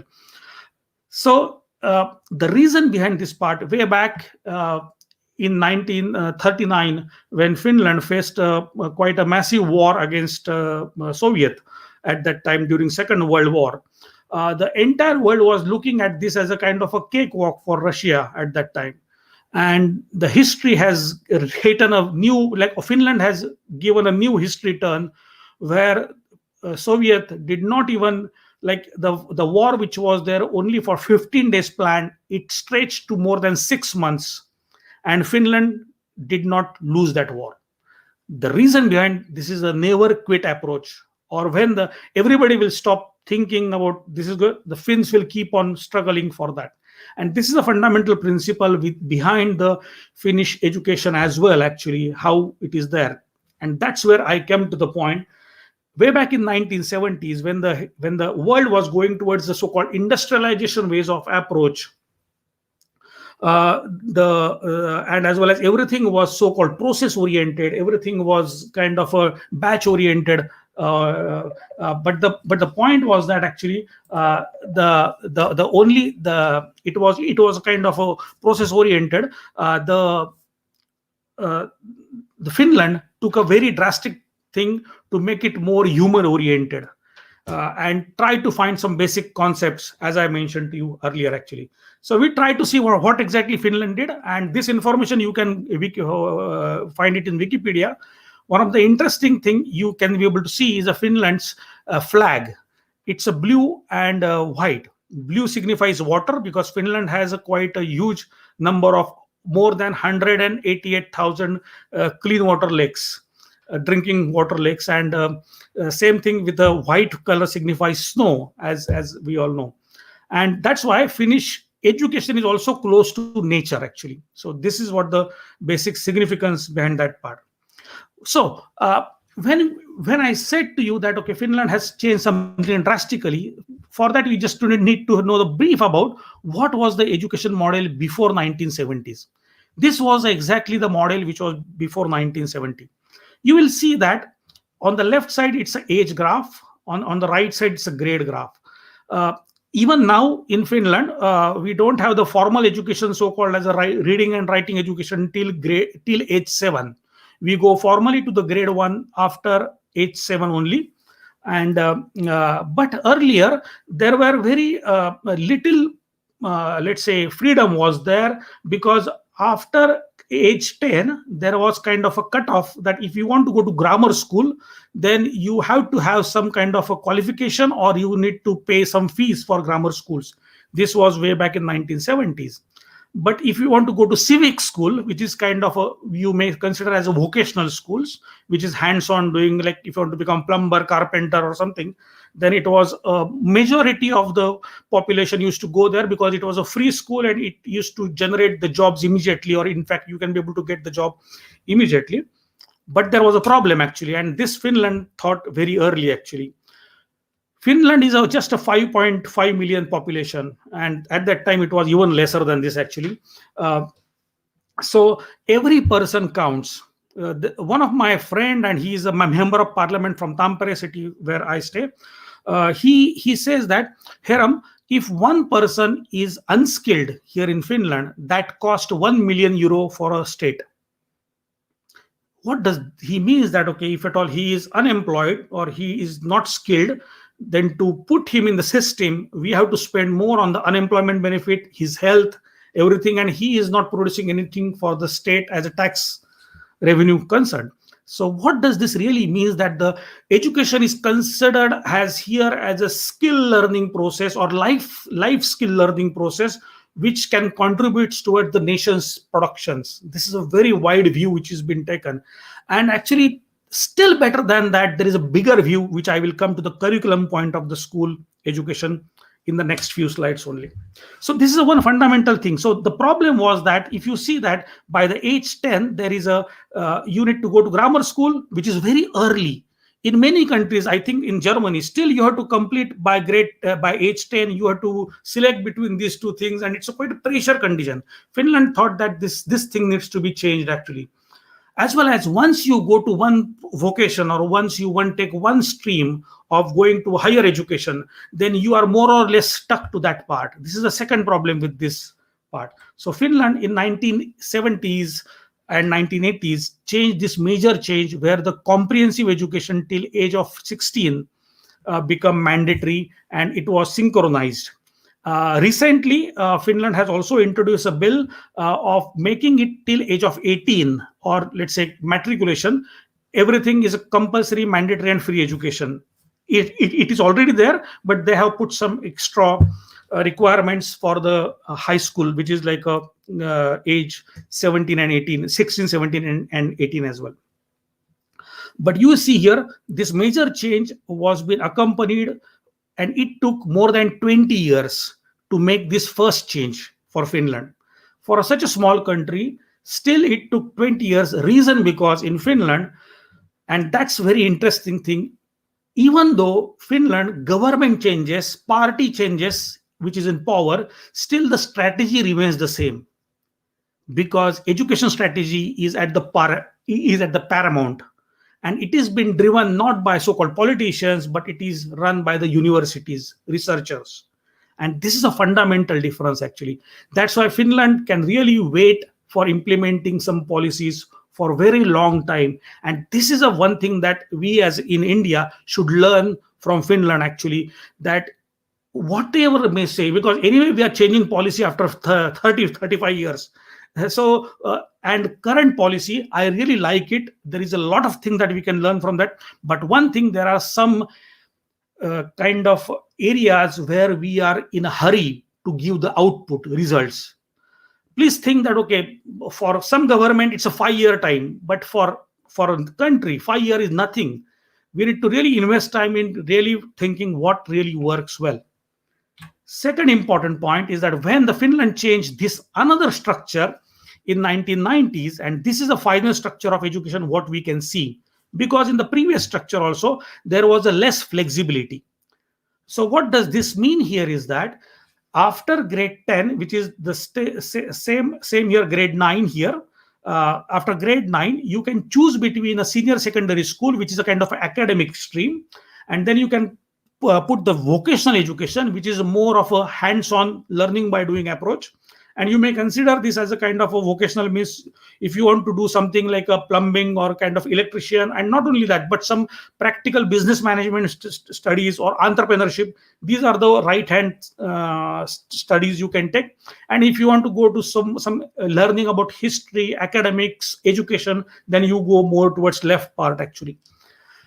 But one important thing is that you see the percentage wise, 42% of the students choose the education of vocational education by their first choice. The reason because there are no exams here in after grade 9 which we qualify kind of a standardized nationalized exams.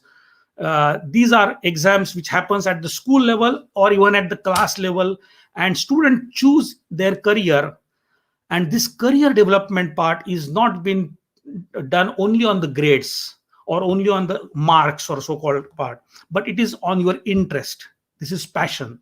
So there is a very specific process by grade 7, 8 and 9. There is a very detailed curriculum on the career development, which is been as a 1 hour per week, which has been provided. And this is very important that age is so what we call so-called as a teenage, where you are always thinking, okay, you try to find your identity, you try to find whether I'm worth in this world or not, and they try to find different structures of career. So Finland really gives a good support to the students to find their strengths, find their weaknesses, and at the same time find their interest and passion. This is very fundamental. If one thing, another thing which we are working actively with government of Chhattisgarh since 2015-16 time frame, where we found that in India as well, by the age of like by grade 6 and 7, the dropout rate is maximum. The reason behind this part, by grade 6, 7 and 8, most of the mathematics or science things becomes more and more abstract. Even language things become more grammatically correct kind of thing actually. So this kind of, until then everything is a fun to be honest, everywhere actually. But then once become very kind of a monotonous work, and at that time students, because of even some kind of a financials and socio-economic things as well, but more or less they concentrate on some kind of a leeway where they can be able to go out and enjoy and do some quick work in the fields or going to the some part. And that's why we find a lot of dropout rates in many countries as well as in many parts. We found that, and in Chhattisgarh we created a special curriculum which is for grade 7, and now we are in the process of implementing it as a part of NEP as well, of career development, where the students should be able to identify and map their skills, whatever they have learned during the school or even outside the school. And there is a one important part, there is a one area called Bastar. I think everybody knows in India, Chhattisgarh. they have amazing called as a Bastar art. It's a very beautiful art, and actually through that we can be able to create some interesting sculptures and kind of potteries and everything through Bastar art. It's very well known. So we are in a process to implement the Bastar art as a curriculum, is a part of the curriculum development program in the Chhattisgarh schools of government. So these are the things which we can learn actually from these processes. And second thing is that, okay, you see a lot of arrows in this diagram. The arrow signifies that, let's say, for example, you are completing and you went to, let's say, electrical engineering. And after, let's say, second year of electrical engineering, you found that, okay, this is not really my passion. The mistakes can happen, or in fact, my choice can change actually. That do not mean I need to again go back to grade 12. You have horizontal this kind of a arrow by which you can be able to shift to the next part. And let's say, instead of electrical, if I want to go to carpentry, it's my choice, because this finding your own passion is more important here as a part of the process. Because if you don't know your passion, after some time you will be worthless in the job market.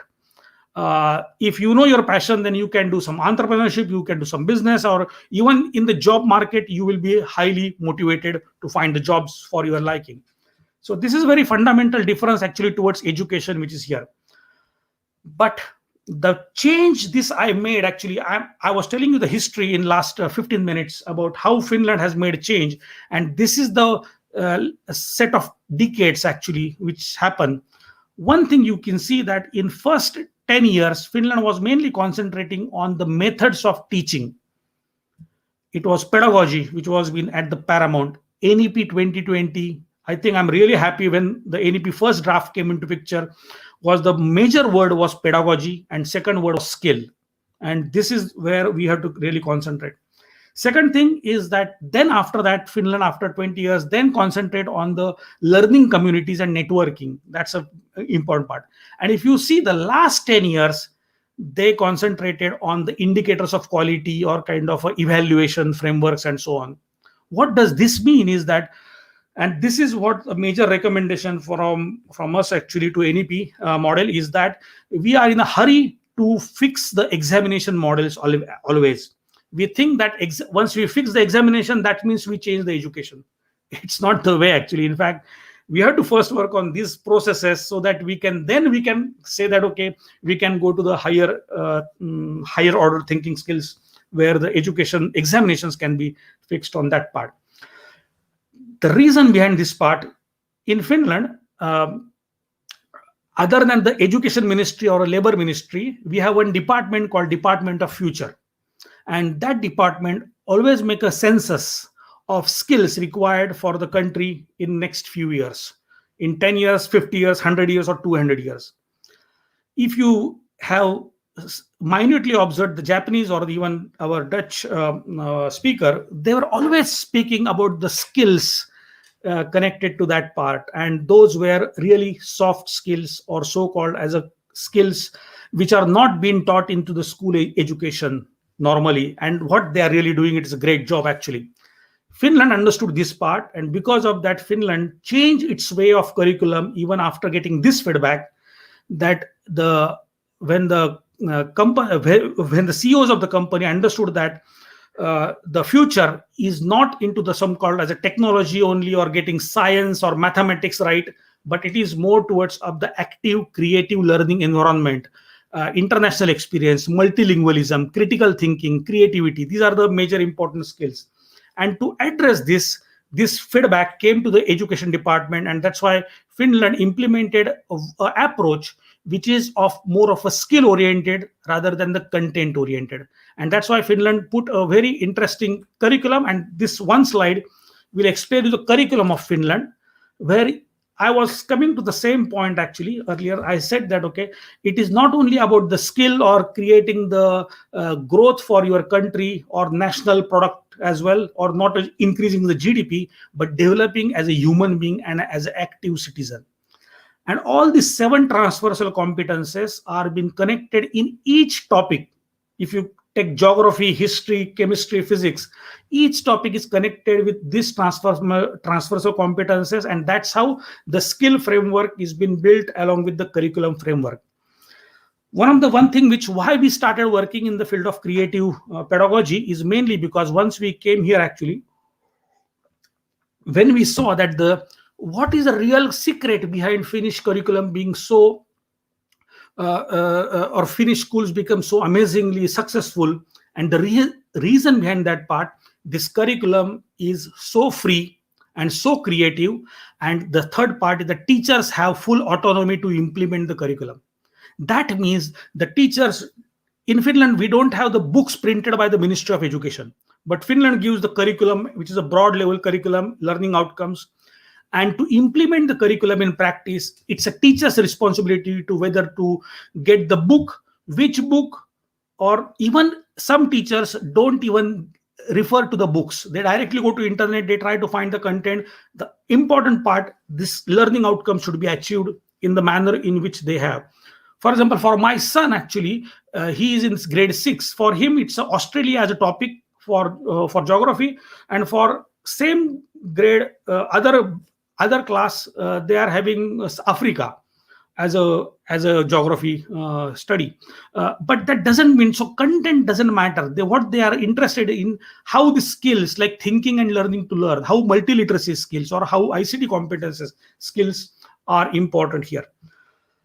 The reason, because I would like to give you a brief part here, and that's where actually I would like to just share my other screen actually. And I will just show you the importance of having these skills into the picture, and that way I will end my topic actually. One of my very close friend, and actually she's a teacher in one of the school called Steiner Kaulu here, and actually in Finland, everybody follows the Finnish curriculum. We don't have a concept of private schools, or in fact there are very limited, or in fact let's say less than 1% so-called as a private schools. 99% schools are the government schools, public school, and these are the creative books which are been designed by the students themselves.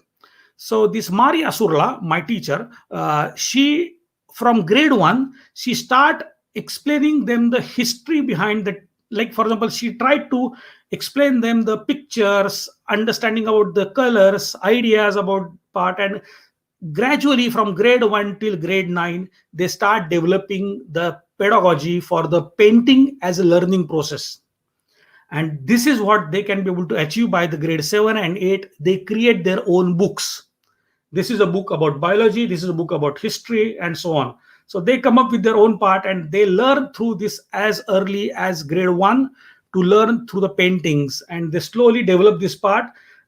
In initial part, the books are very generic books. You can't see the important books behind that part, but as you grow older and older, you create a quality books through this process actually.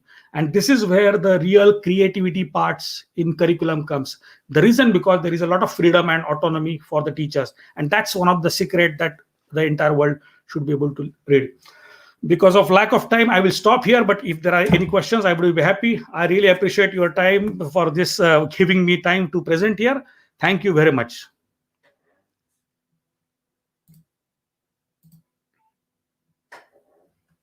Okay, so thank you so much, Hiramji. This was wonderful. Many things actually, and we'll discuss some of them, of course, now in the 15 or 20 minutes that we have for the question answer. But this sisu, I mean, I don't even know how to pronounce it, reminds me of a word that I heard in some context, in sort of pure Hindi, right? I mean, the Sanskrit divide Hindi, which is Veeravrat, right? Maybe sisu is closely related to that sort of a word, but completely connect to that. And I hope, particularly our country, maybe other countries also are able to tap onto that sort of a quality.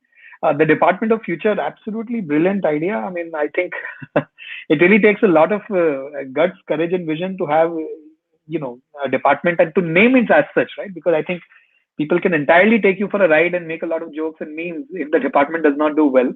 The curriculum being skill oriented and so on and so forth. So that's wonderful. I do have a question about the books and the exam thing that you highlighted, Hiramji, and we will come to that in the panel. But before that, I request the organizers to please bring the panel together for the Q&A session.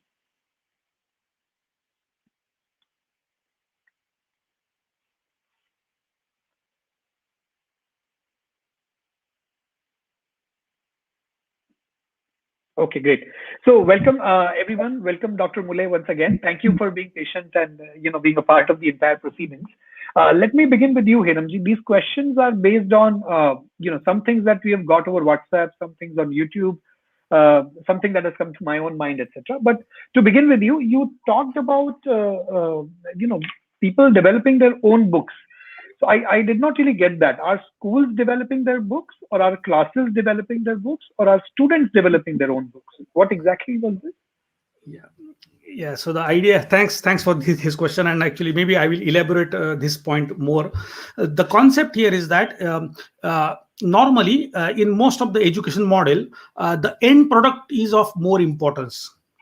But in Finland, as a part of learning, process is more important. So end product doesn't matter much actually. Once your process is right, that is of more importance.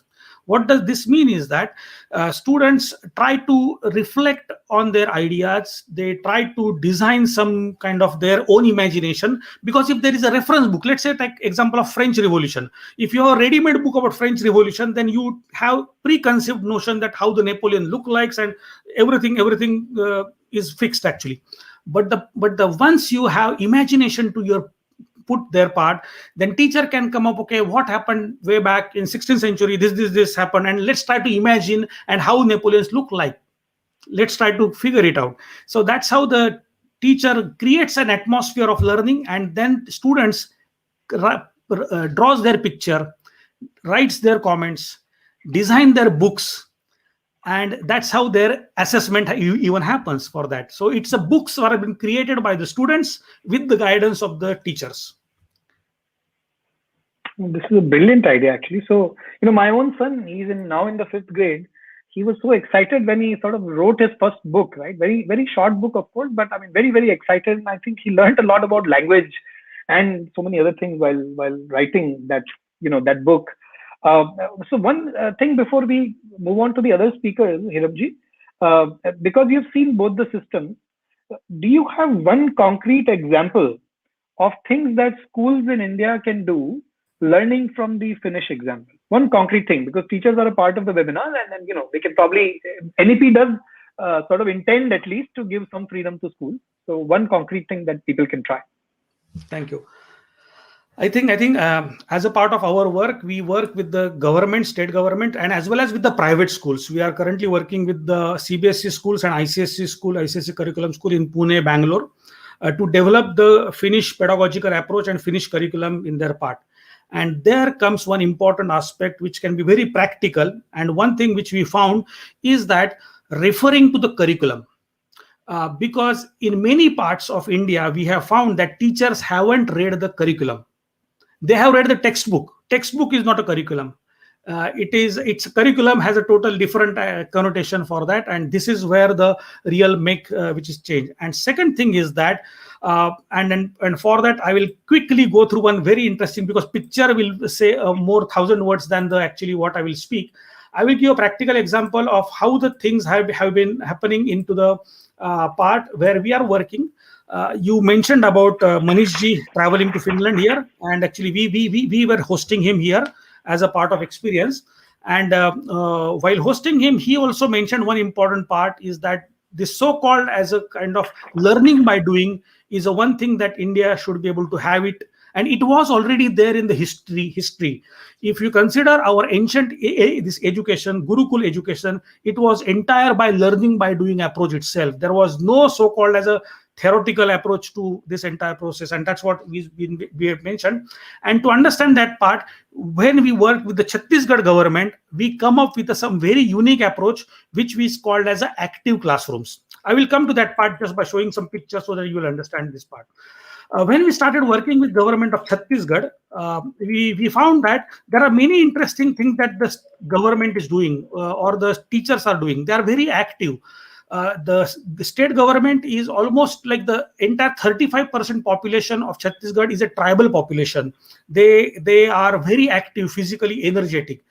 So whatever the Finland do, all things are not applicable in India. But one thing which was very part, which was called as an active classroom. And to have that active classroom, what exactly we need? We designed a long-term vision statement for developing the part. We worked with the teachers over there for getting part. We understood that this real number is one of the part is the size of Indian population. So our normal teacher education courses were having 20, 30 students or part, but in Chhattisgarh we had 200 participants over there. And for these 200 participants, having a kind of so-called theoretical one-way lecture as we are doing right now doesn't help actually. So what we are having, even in the classroom, we have more of a practical approach where the students can be able to, you can see that the teachers are dancing here, but that they are not dancing. They are learning about mathematics and they are learning about prime numbers and factorization through games and activities. Same thing, there is another activities. They are talking about rational numbers. They are talking about rational numbers. They are trying to factorize it, and at the same time how they can be able to develop the kind of a series of even numbers and odd numbers. Why I'm telling you, because this was the starting point for our work. But when we started, because we did not stop at the just giving the training, but after that teachers themselves went back to their classrooms and they started implementing these methods in their own classes. We started concept as a kind of a mathematics on the ground concept. Now these kids are learning about currency and unit place and tens place. For that they have a game activity, and similarly we have created more than 1200 different activities from grade 1 till grade 12 about different concepts from physics, chemistry, mathematics and history, and how we can be able to more creative in this part. Now this was one thing. I think I'm talking about state government teachers. Actually, I'm not talking so-called private school teachers, and they could be able to develop this part. We were happy that we could be able to do this together, but then these teachers came together and they started developing their own methods. And this teacher, for example, they are having very small class. As you go towards remote areas, the classroom size becomes smaller. It is our conception that only in the major urban areas we have big classes. Actually, you go to the Jilla Parishad schools, in many areas the classroom size reduced to 30 or less than that actually. But they have created these innovative methods for learning languages and mathematics together. Same thing, another teacher, they have created another game. And so to know about even number and odd number, they created a game, create a circle. Whenever the even number will be called, you have to jump inside the circle, odd number, go out. And those who will miss this, they are out of the game. Wow. And this was been all innovated by the teacher. Concept here is that this is not something coming from Finland. This is what is already available in India. The learning environment is more important, and that's what we work for this part. This is very practical. I hope this explains the point. Yeah, no, completely. So learn by doing and try to create an active classroom and empower and encourage the teachers to do that, right? I mean, that's the key point, and that is absolutely wonderful, very well appreciated. Thank you, Hiramji. Yes, Ingrid, please go on. Well, could I add something? Because I think what really is important, what you see here in the examples, is that the context is being taken into consideration. So you don't, because what we see happening, especially with the examples from Finland, is that so many countries have said, well, you should do that, and we have also learned that doing that is like killing for the whole context of the culture that you come from. So it's the notion of the ideas that lie behind it that are so important for teachers, that they actually can also show, I have ideas as well, and I can use my ideas in my context within my country to make it really nice and beautiful, but also related towards learning. So the examples, I really like the examples. Yeah, no, absolutely. I think that's the only way to to take things forward, right? I mean, somebody from outside can only do so much. Unless the people themselves feel empowered and use their context, there is no hope really. And this is exactly what I was talking about to one of my Japanese colleagues here, is that, while there might be challenges and stuff, every place has its own strengths, and it should definitely not dilute those strengths in search of something which is awesome, but which is not right now being implemented, right? Losing sight of your own context definitely is not going to get you there. But no, great, Ingrid, thanks for your comment. Dr. Mule, do you have anything to add here? Anything with respect to whatever any speakers talked about? You are muted, Dr. Mule. Well, as I said, we talked about the structural education as a structural thing, which is really school bound, college bound, and maybe university bound. But now time has come with technology and with the kind of global values that we cherish. Time has come to allow, I would say, lateral changes in education. I have, for example, in my village, maybe at least 15% people who have not gone to school at all in their lives. Now, they are not necessarily in their 20s. They are even in their 40s and 50s. What I see now is the life skills that they adopted in the village, whether through agriculture or, aligned, small businesses.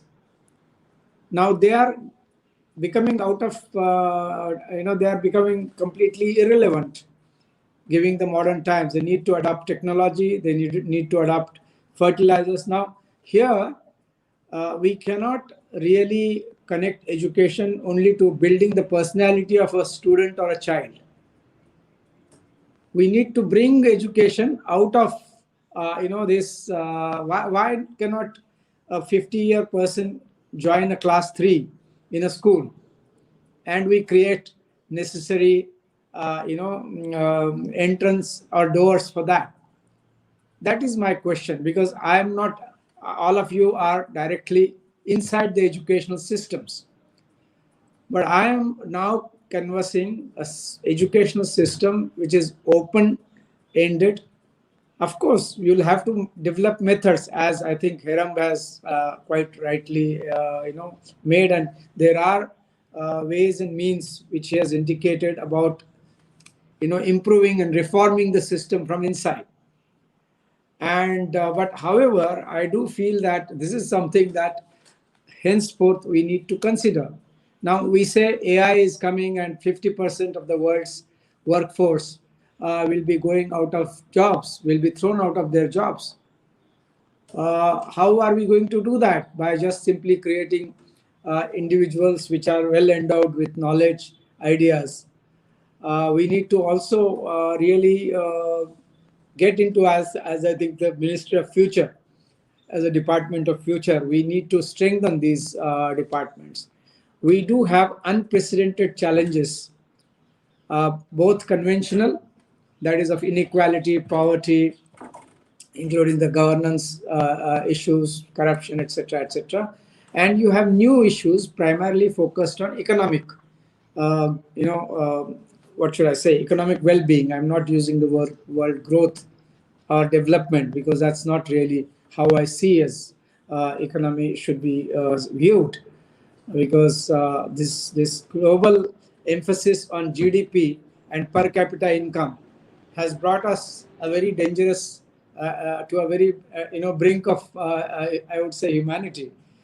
So holistic education, life education, has to be both inside as well as outside the schools. In my view, that is the biggest challenge confronting all of us. So very useful presentations here, from Japan to Finland to Netherlands. Fascinating diversity of experiences and experiments. But I think we do not have a global design. And by global design, I don't mean inflexible methodologies and inflexible approaches. What I mean is at least a framework that tries to create a more complete human being. because ultimately I thought education was meant to create, a kind of manpower or personnel that is useful to society and the countries and the world. But now we have to view world as one unit and see how best we can do this, because often these national models really do not work, and often they have worked against humanity as a whole. So these conflicts are very basic to our existence now, ever before. See, India, there is what is the debate right now in India? We have provided more vaccines to the outside world than we have currently given to our own population. We have given vaccines to 80 countries.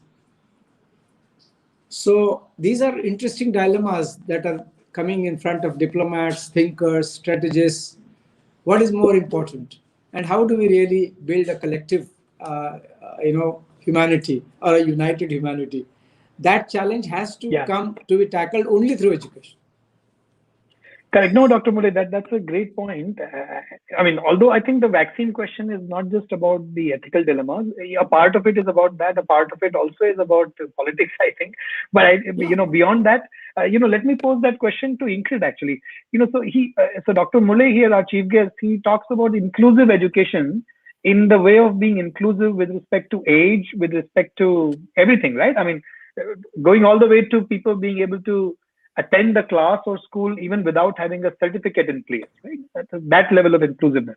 Do you have anything to say there? Is anybody in Netherlands or you thinking about anything close to that at all? Or? So actually, go ahead. No, you can hit those off. Yeah, Skylar, to you. Ingrid, please go ahead. Dr. Mulay, actually, that is a wonderful situation. I went to a CUNY school, so it's a city school in New York, and actually we have something called officers, and so it means that it's an older age community that can actually be in the class. And so I majored in both film and English, and I had an older generation in my class as well that took part in discussion, and they didn't necessarily have to take part in the examinations or the essays or everything, but they actually were in the class and they learned about everything. And so it was a wonderful experience, because when you have all these generations speaking and discussing together, it was like what we were presenting with active learning. You don't only learn about the world that you live in, but you learn about a world that other people lived in. And so together you can combine both worlds and live in a bigger world. And so I think that is the coolest thing for someone to do, because not only do we learn alone, and I was saying that with the kids, and like, it's not only a classroom of one person teaching, but 40 people teaching, and even the little 6-year-olds can teach you amazing things with their imagination and everything. So in those classes that I was learning from, 60 plus, maybe 40 or 30 were teaching me things that I never knew to open my mind to. And so but that was a city school, so I was lucky, because city schools are very inclusive. Yeah. So maybe if you're further from a city, or maybe in a countryside, it's less inclusive, right? So I agree with you, Dr. Mulay, that maybe the world will learn better if everyone can just rest aside their own issues and everyone can learn together. And that can be something that the world can be a better place with, and learn from ignorance and naivety, and just plain and simple experience.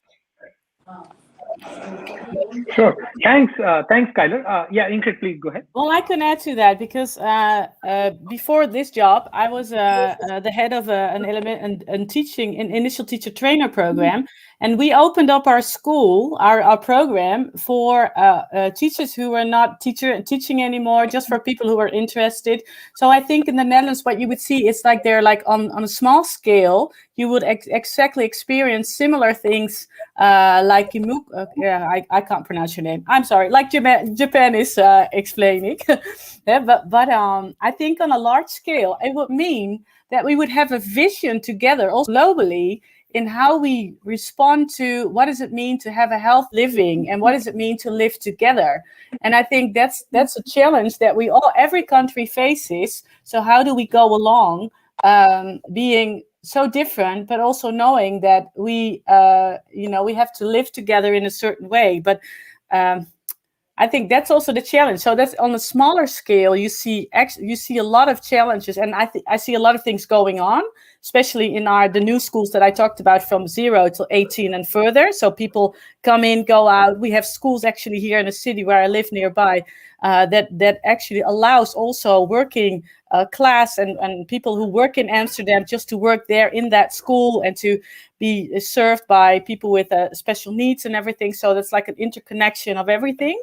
But it's also small scale. And I think what you're aiming at as well is, there's a larger scale as well. How do we live together? How do we approach each other in a humanitarian way and support each other's best growing? We can start small. We can start small. I think that's yes.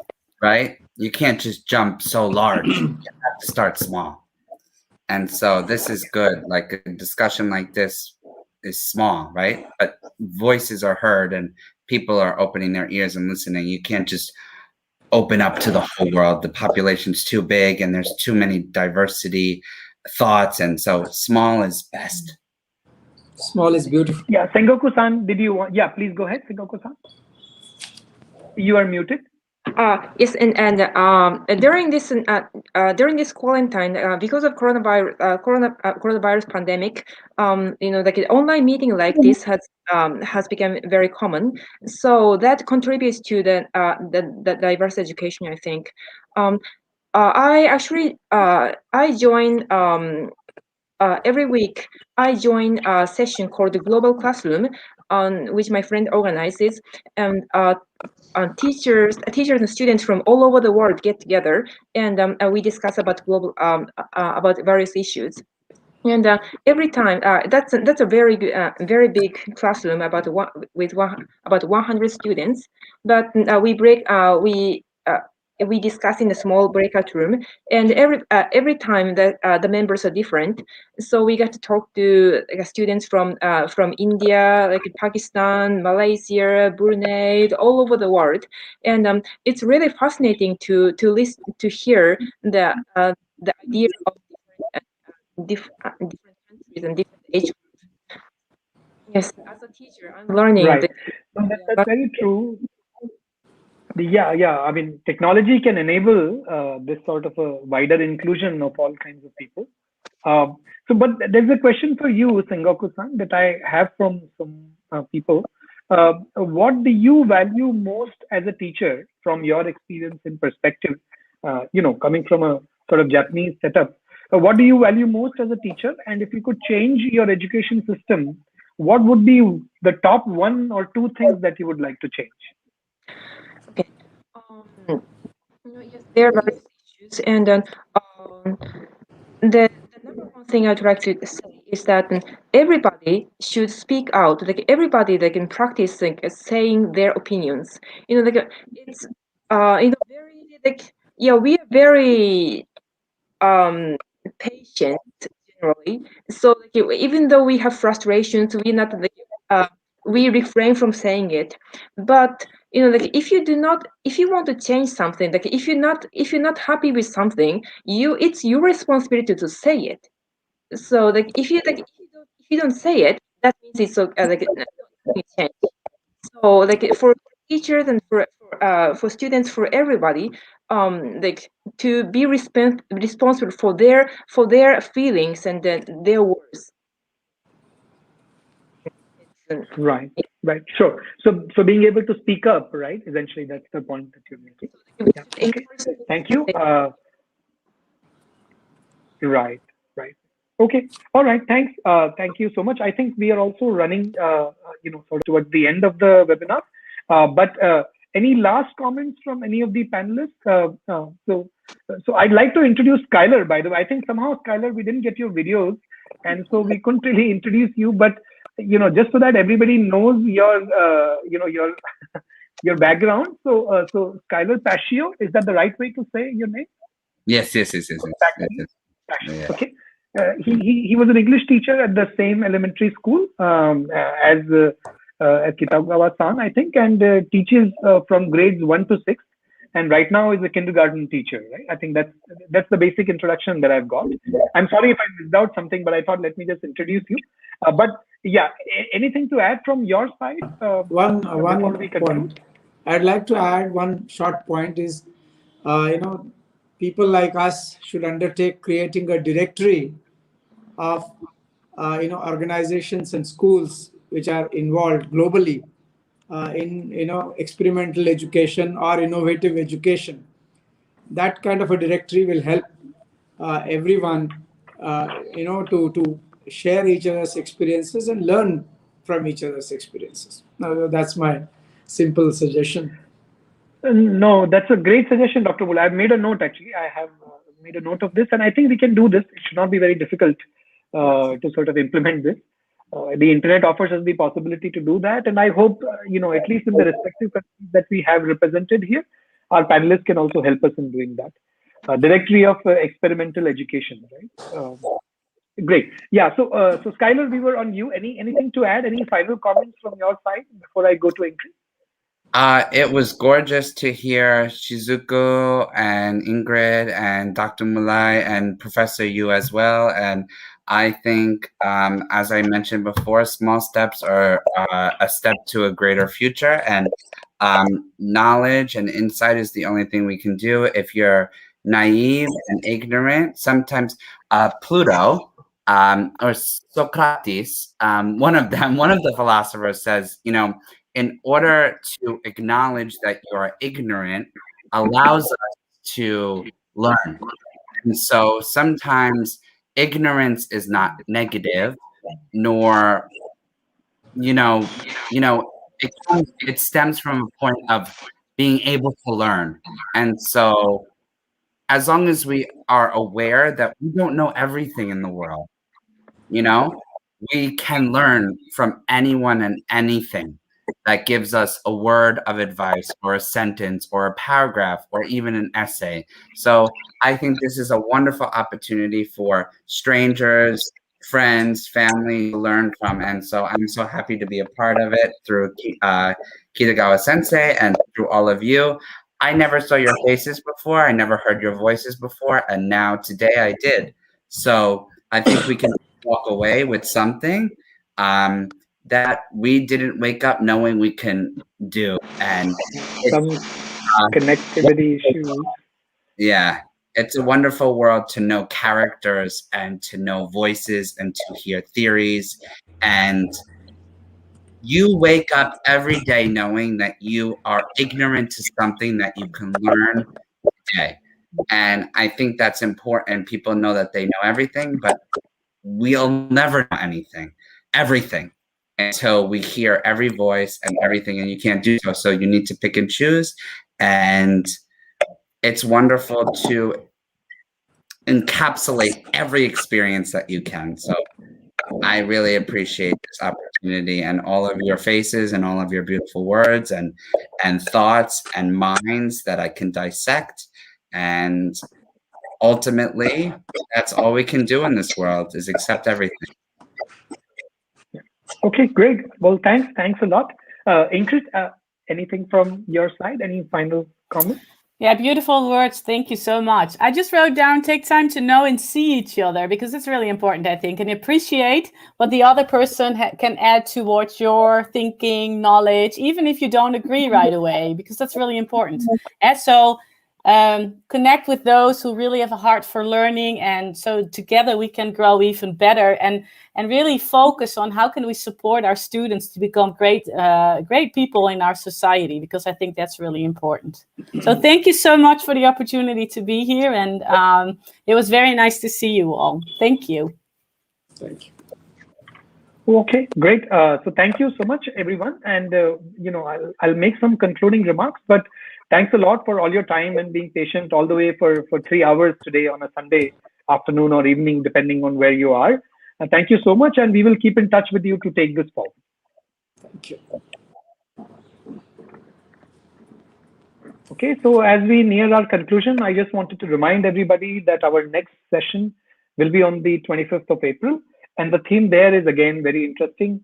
Today, we learned about what all is possible to get from various parts of the world. So about international experiences, sort of expanding our gaze onto the entire world. And the next session is going to be expanding our gaze into India itself and within time, with respect to time. The session is going to be on Gurukuls. It's fairly well known to almost every Indian who cares even a little bit about education that this glorious tradition gave a lot to us. Has still thriving in some places, maybe not to the extent that it used to, but still quite a few things to learn from what it was and from what it is. So please, do join us on the 25th of April when we speak to some of the speakers and teachers and institution builders from these some of the major gurukuls in India. I'm sure it will have quite a few bearings. To my mind, actually, quite a few things that Hiram ji and so many other speakers talked about in terms of flexibility, creativity, all of these have been a part of the Gurukul institution and still a part in the way you will learn when you come to the next session. With that, we move towards the end of the webinar. This day definitely can't end without a very, very big thank you to all the speakers who came today and made this webinar special. A big thanks to Dr. Mule for taking out time for this webinar. And likewise, Sengoku-san, Kitagawa-san, Skylar, Yuf Ingrid, Hiramji, thank you all for sparing your time and sharing your expertise, your vision, and your thoughts with everybody present here. I would also like to thank everyone who has participated very patiently in the webinar today from 3:30 to 6:40 by the time we end this webinar. A very big thanks to the entire Unnat Bharat Abhiyan team, the national coordinator, Professor Vijay, and the entire Unnat Bharat Abhiyan team that has been helping us in every way possible. I would also like to express my thanks to the organizing team, which has done a lot of behind the scenes coordination to make this webinar possible for you. Before you leave, I would like to remind you to please stay up to date and feel free to share your suggestions, give your feedback. The feedback link will be shared soon on the chat. Share your questions, queries on any of our social media handles. We're there on Facebook, Telegram, Instagram, WhatsApp, Twitter, LinkedIn, and also on our website, of course. With this, I would officially now declare the closure of the webinar. Thank you so much and see you on the 25th of April.